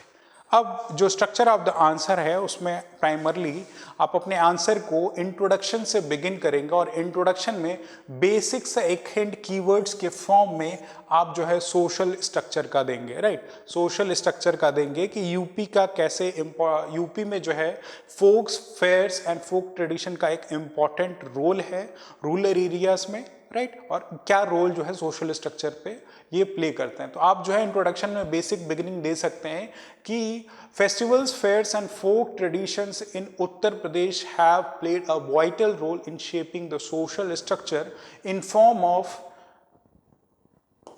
Social bonding. कुछ की टर्म्स आप यहां डाल सकते हैं अपने इंट्रोडक्शन में। सोशल बॉन्डिंग कराती हैं, लोग आपस में मिलते हैं। इकोनॉमिक डेवलपमेंट,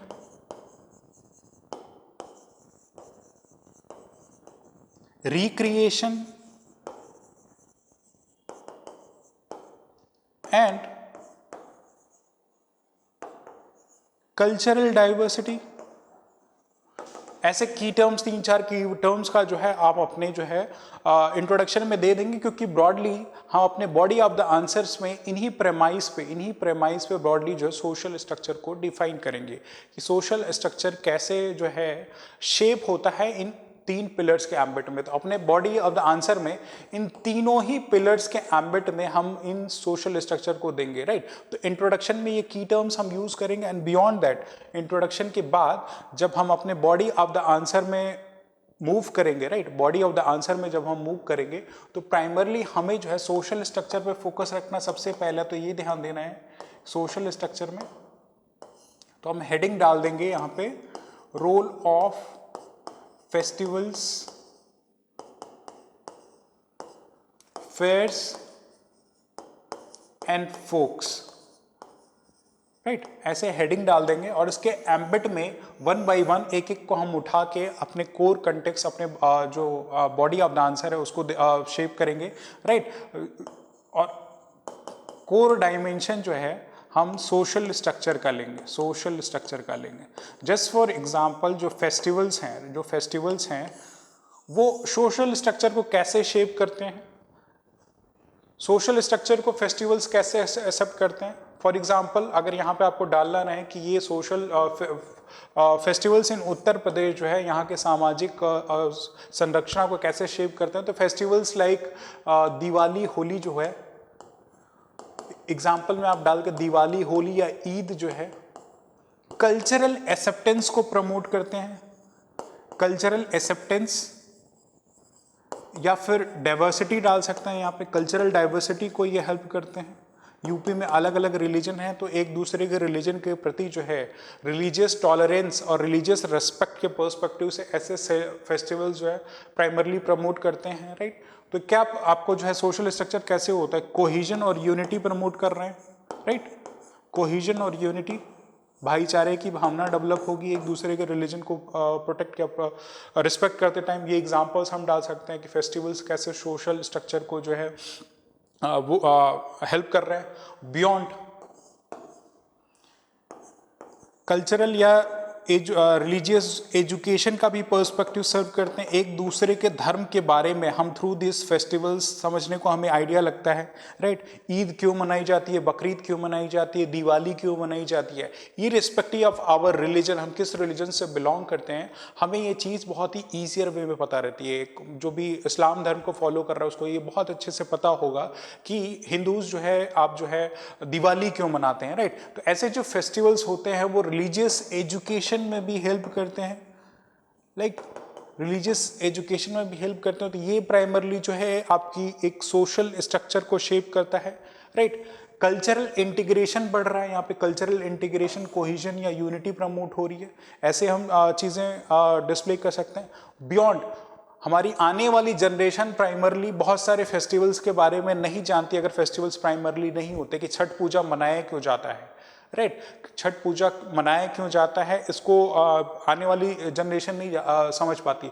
तो फेस्टिवल्स का प्राइमरली कुछ और सोशल इम्पैक्ट ये है, कल्चरल प्रिजर्वेशन, कल्चरल प्रिजर्वेशन।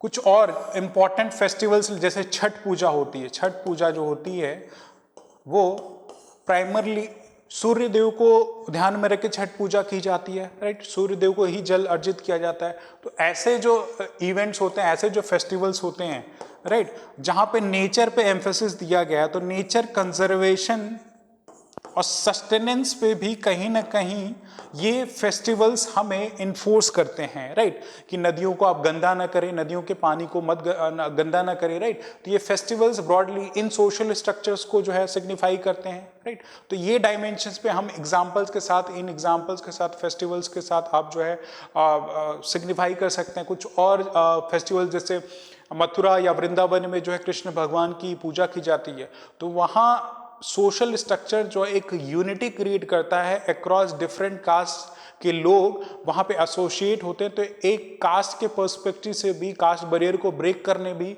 ऐसे फेस्टिवल्स हेल्प करते हैं जो कि सोशल स्ट्रक्चर को शेप कर रहे हैं। तो breaking of the caste hierarchy भी हम एक पॉइंट यहाँ पे डाल सकते हैं, लाइक तो यहाँ पे फेस्टिवल के पर्सपेक्टिव से। अब अगर हम बात करें फोक की अगर बात करें, राइट, फोक की अगर हम यहाँ पे बात करें कि फोक के केस में फोक्स कैसे जो है चीज़ों को प्रमोट करते हैं, सोशल स्ट्रक्चर को, फोक की अगर हेडिंग डाल दें यहाँ पे, फोक की हेडिंग डाल दें तो और कैसे हमें हेल्प करते हैं। फोक डांसेस जो हैं, फोक डांसेस या सॉन्ग्स जो हैं, जैसे बिरहा सॉन्ग जो है यूपी में गाया जाता है, कजरी सॉन्ग जो है यूपी में गाया जाता है, राइट।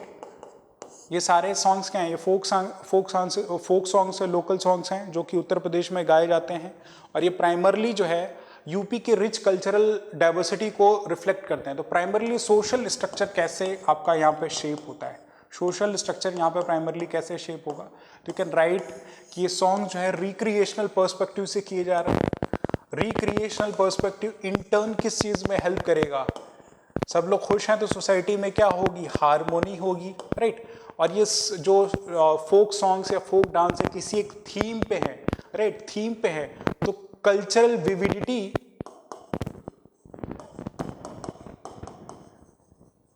विविडिटी या penetration, right, through local folk songs जो हैं, आप देखेंगे पंजाबी में सॉन्ग्स गाए जाते हैं, भोजपुरी में सॉन्ग्स गाए जाते हैं, तो उससे क्या होता है, दूसरे कल्चर में भी ईजियर पेनेट्रेशन होता है। तो फोक डांसेस का जो सोशल स्ट्रक्चर है उसमें हेल्प करता है, रिक्रिएशन में हेल्प करता है, right.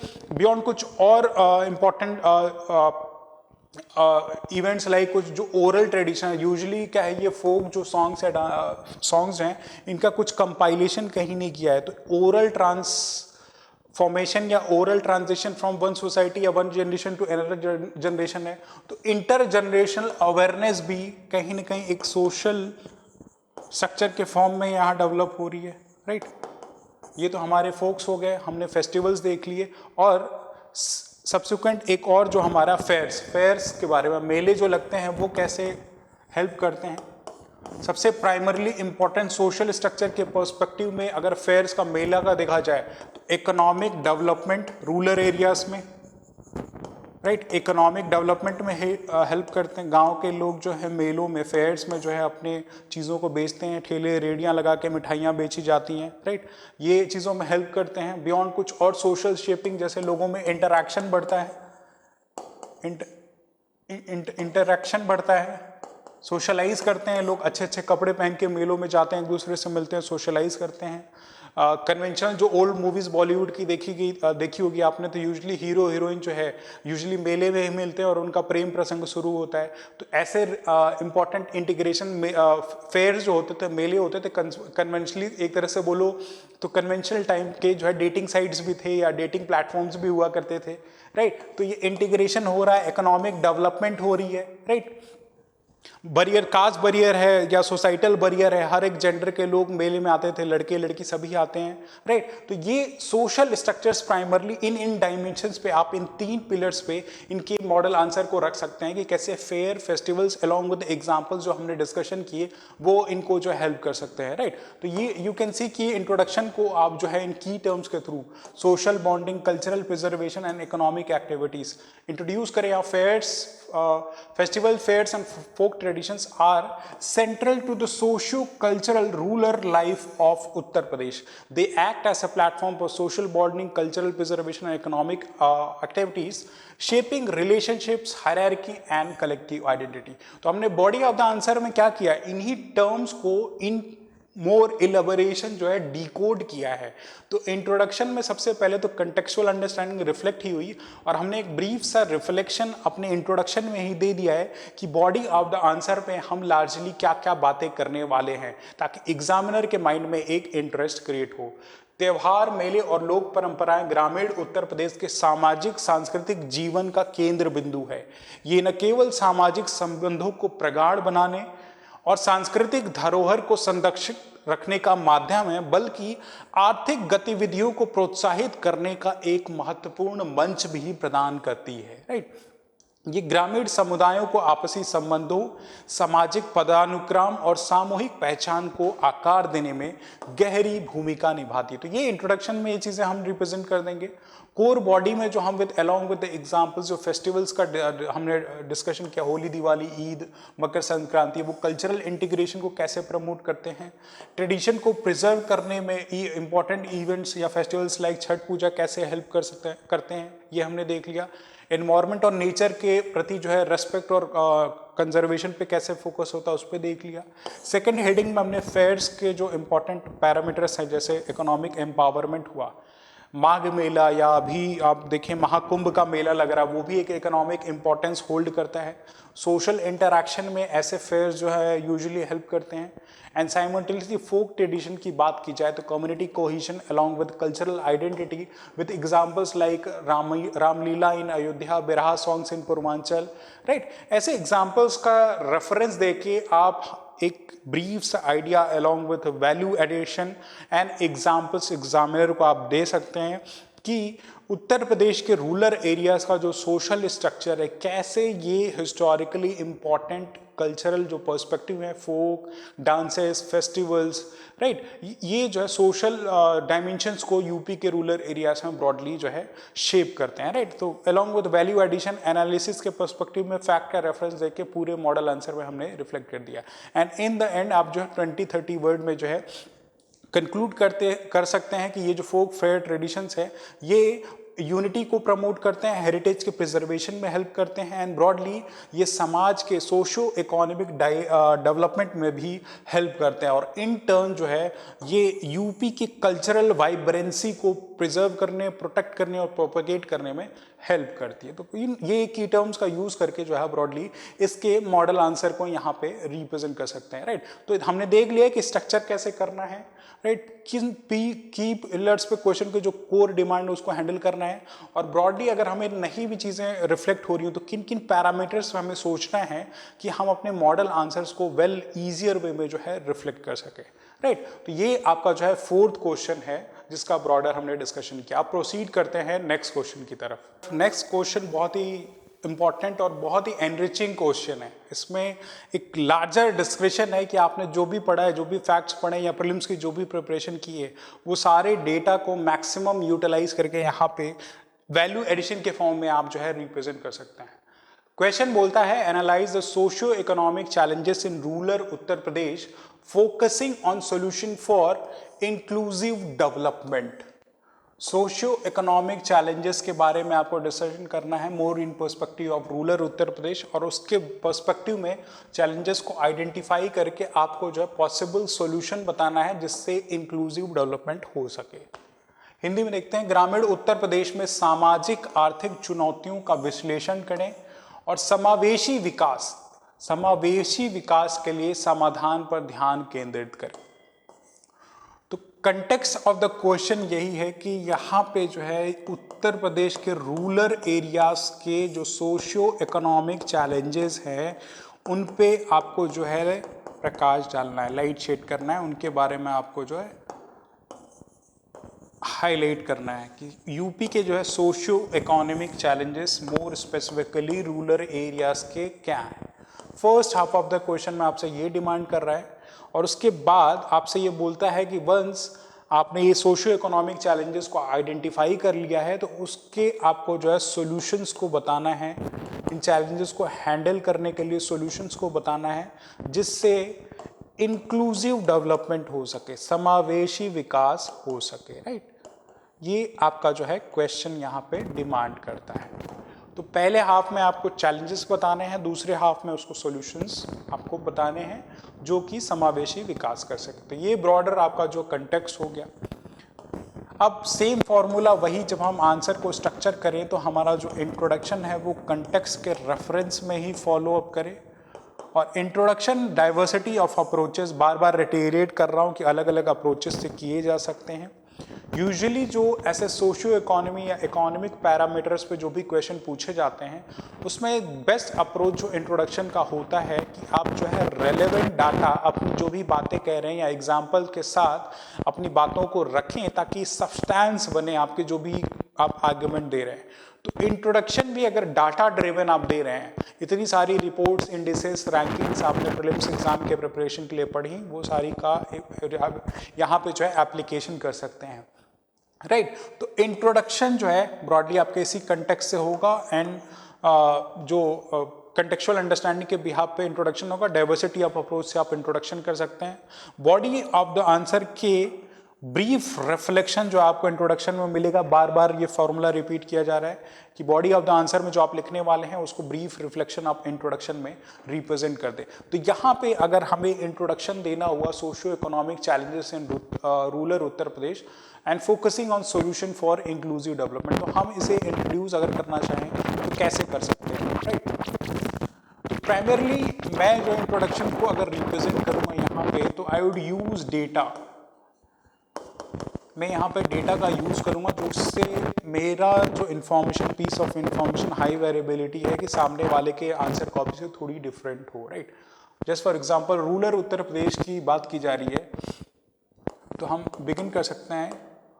Uttar Pradesh is the highest populated state which has around 77% of its population residing in rural areas. Residing in rural areas. And although UP Uttar Pradesh is the second largest economy across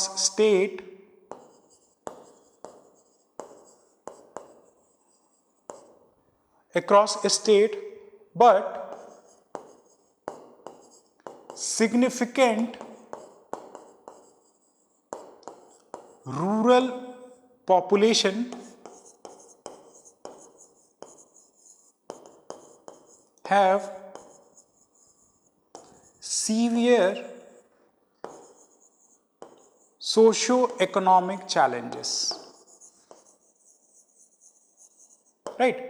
तो ऐसे हम introduction को represent कर सकते हैं कि UP में जो है अराउंड 77% ऑफ द जो पॉपुलेशन है वो गांव में रहती है, रूरल एरियाज में रहती है। एक डाटा हमने ये दे दिया।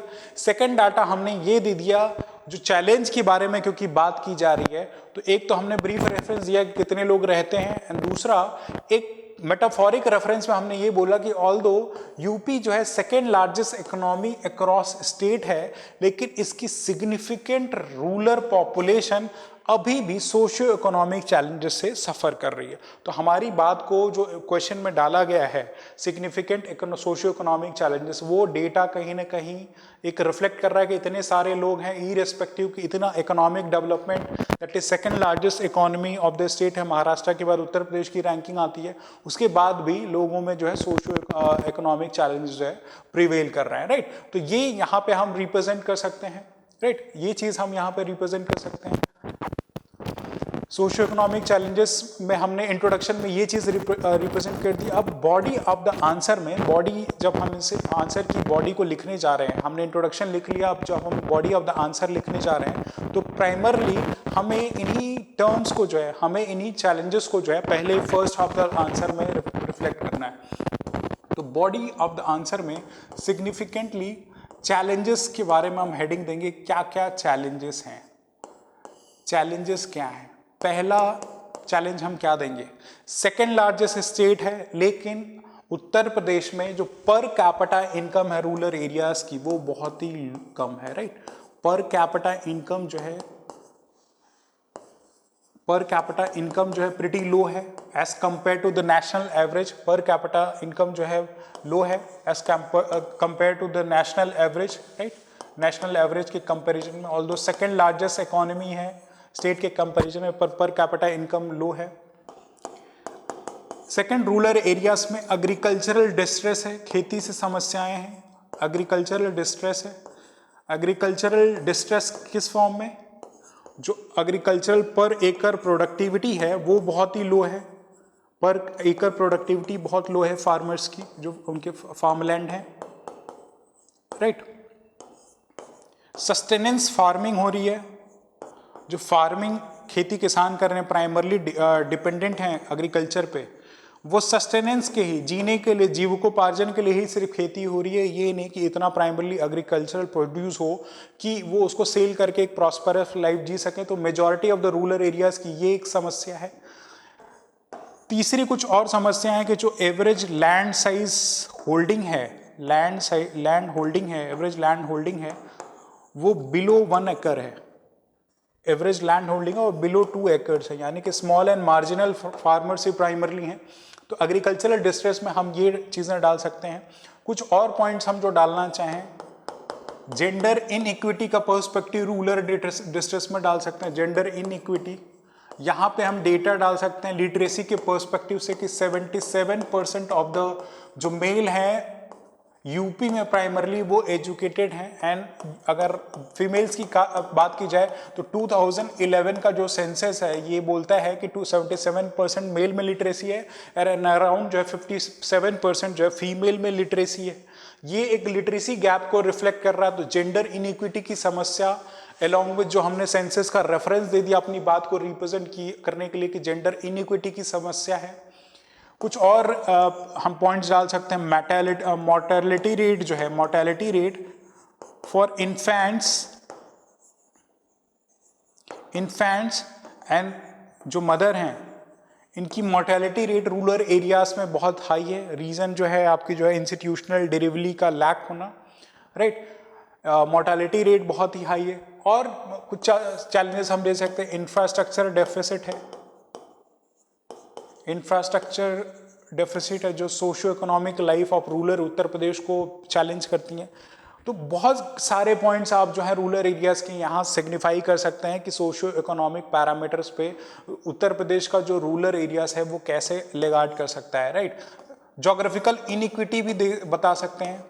ईस्टर्न पार्ट ऑफ द उत्तर प्रदेश के जो स्टेट्स हैं या बुंदेलखंड रीजन के जो रूरल एरियाज है वो प्रोमिनेंटली मोर बैकवर्ड है as compare to the western Uttar Pradesh के जो रूरल एरियाज हैं। यहाँ के पश्चिमी उत्तर प्रदेश के जो किसान हैं जो रूरल एरियाज में रहते हैं वो लार्जली समृद्ध हैं, बहुत ही प्रॉस्पेरस है as compare to the rural areas जो ईस्टर्न उत्तर प्रदेश में। तो जोग्राफिकली भी एक इनइक्विटी का पर्सपेक्टिव है। तो ये सारे चैलेंजेस आप जो है विद रेफरेंस एंड एग्जांपल जो है अपने चैलेंजेस के पर्सपेक्टिव में more in reference of rural areas of Uttar Pradesh के सोशियो इकोनॉमिक चैलेंजेस के पर्सपेक्टिव में आप डाल सकते हैं, राइट। ये चीजें आप डाल सकते हैं। नाउ अब second part of the question में आपसे ये डिमांड कर रहा है, आपसे यहाँ पे ये डिमांड कर रहा है second part of the question में कि आप जो है सॉल्यूशंस को रेकमेंड करें कि इंक्लूसिव डेवलपमेंट क्या होगा, कैसे होगा, राइट। सॉल्यूशंस के बारे में हमें यहाँ पे रिकमेंडेशन देना है कि रूरल एरियाज में जो है आपकी जो है इंक्लूसिव डेवलपमेंट कैसे हो उसके बारे में आपको जो है रिकमेंड करना। तो एक हेडिंग हम यहाँ पे दे सकते हैं, सॉल्यूशंस या रिफॉर्म्स नीडेड, रिफॉर्म्स नीडेड। तो क्या क्या पॉसिबल सॉल्यूशन हम दे सकते हैं। पहला हमने पैरामीटर एक डिस्कस किया कि इंफ्रास्ट्रक्चरल रिफॉर्म, इसमें रेफरेंस दे सकते हैं जैसे गवर्नमेंट अपनी जल जीवन मिशन स्कीम जो रन करा रही है रूरल ड्रिंकिंग वाटर सप्लाई करने के लिए, तो पीने का पानी लोगों को मिले, रूरल ड्रिंकिंग सप्लाई मिले, इसके लिए एग्रीकल्चरल डिस्ट्रेस की बात की गई थी, राइट। एग्रीकल्चरल डिस्ट्रेस की बात की गई थी। तो infusion of technology, infusion of technology ताकि जो पर एकड़ प्रोडक्टिविटी है, इन्फ्यूजन ऑफ टेक्नोलॉजी, फर्टिलाइजर्स और HYV seeds, high yielding variety seeds जो यूज किए जाते हैं उनके इन्फ्यूजन की थ्रू जो है जो पर कैपिटा प्रोडक्टिविटी है, एग्रीकल्चर प्रोडक्टिविटी है, वो बूस्ट हो सके। तो ये रिफॉर्म्स हम दे सकते हैं इंक्लूसिव डेवलपमेंट के लिए कि अगर टेक्नोलॉजी का एसेस, फर्टिलाइजर्स का एसेस या हाई यील्ड वैरायटी सीड्स को अगर हम गाँव में अवेलेबल कराएं तो प्रोडक्टिविटी लोगों वहाँ की बढ़ सकती है, राइट। लिटरेसी रेट प्रमोट करने की ज़रूरत है इंक्लूसिव डेवलपमेंट के लिए, राइट। जो हमने रेफरेंस डाटा दिया था मेल और फीमेल में कैसे इन एडुकेसी है, तो लिटरेसी को प्रमोट करने की ज़रूरत है। मोर क्रेडिट, मोर फंड की अवेलेबिलिटी या इंस्टीट्यूशनलाइजेशन, राइट, इंस्टीट्यूशनलाइजेशन किया जाए क्योंकि जो फार्मर्स हैं वो प्राइमरली स्मॉल लेवल के फार्मर्स हैं जिनकी जो एवरेज लैंड साइड होल्डिंग जो है बहुत लो है। तो अगर इंस्टीट्यूशनलाइज किया जा रहा है, कॉर्पोरेट फार्मिंग या कोऑपरेटिव फार्मिंग जैसे इनिशिएटिव लिया जा रहा है, तो अगर 4-5 किसान एक साथ अपने ज़मीन को बड़े लैंड साइज में अगर उनकी प्रोडक्शन किसी एक क्रॉप की जा रही है तो जो यील्ड होगा, राइट, और जो लेबर इनपुट होगा वो कम होगा। वो कैसे पॉसिबल होगा कि अगर कोई इंस्टीट्यूशनलाइज मैकेनिज्म जो है इन चीज़ों को रेगुलेट कर रहा हो। तो ये आप जो है हेल्प कर सकते हैं। Institutional delivery of pregnant women, जो भी गांव में महिलाएं हैं प्रेग्नेंट हो रही हैं तो उनकी डिलीवरी प्रॉपर इंस्टीट्यूशनलाइज वे में हॉस्पिटल्स में हो, जिसके वजह से जो मोर्टेलिटी रेट है चाहे वो बच्चे का हो, इन्फेंट का हो या मदर का, वो प्रिवेंट होगी, राइट। तो ये एक पर्सपेक्टिव हम डाल सकते हैं। और भी कई सारे जो है इंक्लूसिव डेवलपमेंट के लिए हम चीज़ें डाल सकते हैं। इकोनॉमिक डेवलपमेंट में इंफ्रास्ट्रक्चर का जो हमने बात किया कि रोड्स का भी यहाँ पे हम एग्जाम्पल डाल सकते हैं कि इनिशिएटिव्स लाइक पूर्वांचल एक्सप्रेसवे जैसे एक्सप्रेसवे जो रोडवेज जो बनाए गए वो रूरल एरियाज की इकोनॉमी को कैसे इंप्रूव कर रहे हैं, राइट। लॉजिस्टिक्स को इम्प्रूव किया जा सकता है, रूरल एरियाज में लॉजिस्टिक कनेक्टिविटी बूस्ट करके जो है बहुत सारी हेल्प की जा सकती है। गांव में फॉर एग्जांपल मिल्क का प्रोडक्शन हो रहा है, गांव में मिल्क का प्रोडक्शन, उसको सेल करना है, उसको लॉजिस्टिक की ज़रूरत है, जो दूर वाला है उसको वहाँ से गाँव से शहरों में ले जाए, तो लॉजिस्टिक अगर इम्प्रूव किया जाए तो उसकी सोशियो इकोनॉमिक कंडीशन इम्प्रूव होगी, राइट।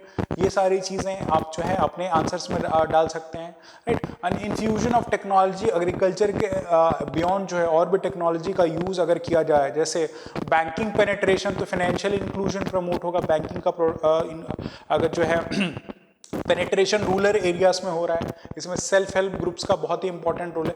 ये सारे पॉइंट जो है आप अपने मॉडल आंसर में डाल सकते हैं कि क्या क्या चैलेंजेस हैं, जो एसोसिएटेड चैलेंजेस उसको हमने देखा, और ये जो पॉइंट्स हैं कैसे इंक्लूसिव डेवलपमेंट हो along with examples and references of the facts, हम जो अपनी बात को सब्सटैंशिएट कर सकते हैं। या कोई गवर्नमेंट स्कीम जैसे हमने यहाँ पे डिस्कशन किया, रूरल इंफ्रास्ट्रक्चर में आप जल जीवन मिशन के बारे में बोल सकते हैं, राइट। इंफ्रास्ट्रक्चर में जैसे इलेक्ट्रिफिकेशन पे गवर्नमेंट का फोकस है, तो पीएम कुसुम योजना या सूर्योदय योजना जो है सनलाइट का यूज करके इलेक्ट्रिसिटी का जनरेशन रूरल एरियाज में, राइट, इनका हम दे सकते हैं। सौभाग्य रूरल इलेक्ट्रिफिकेशन का दे सकते हैं।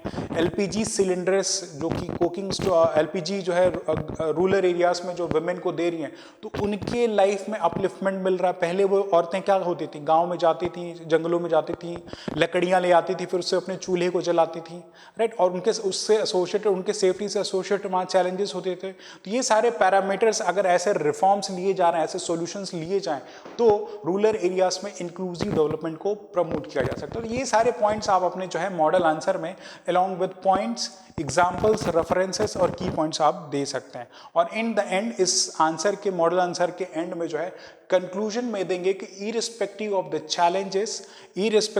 Challenges and Uttar Pradesh dream of being a 1 trillion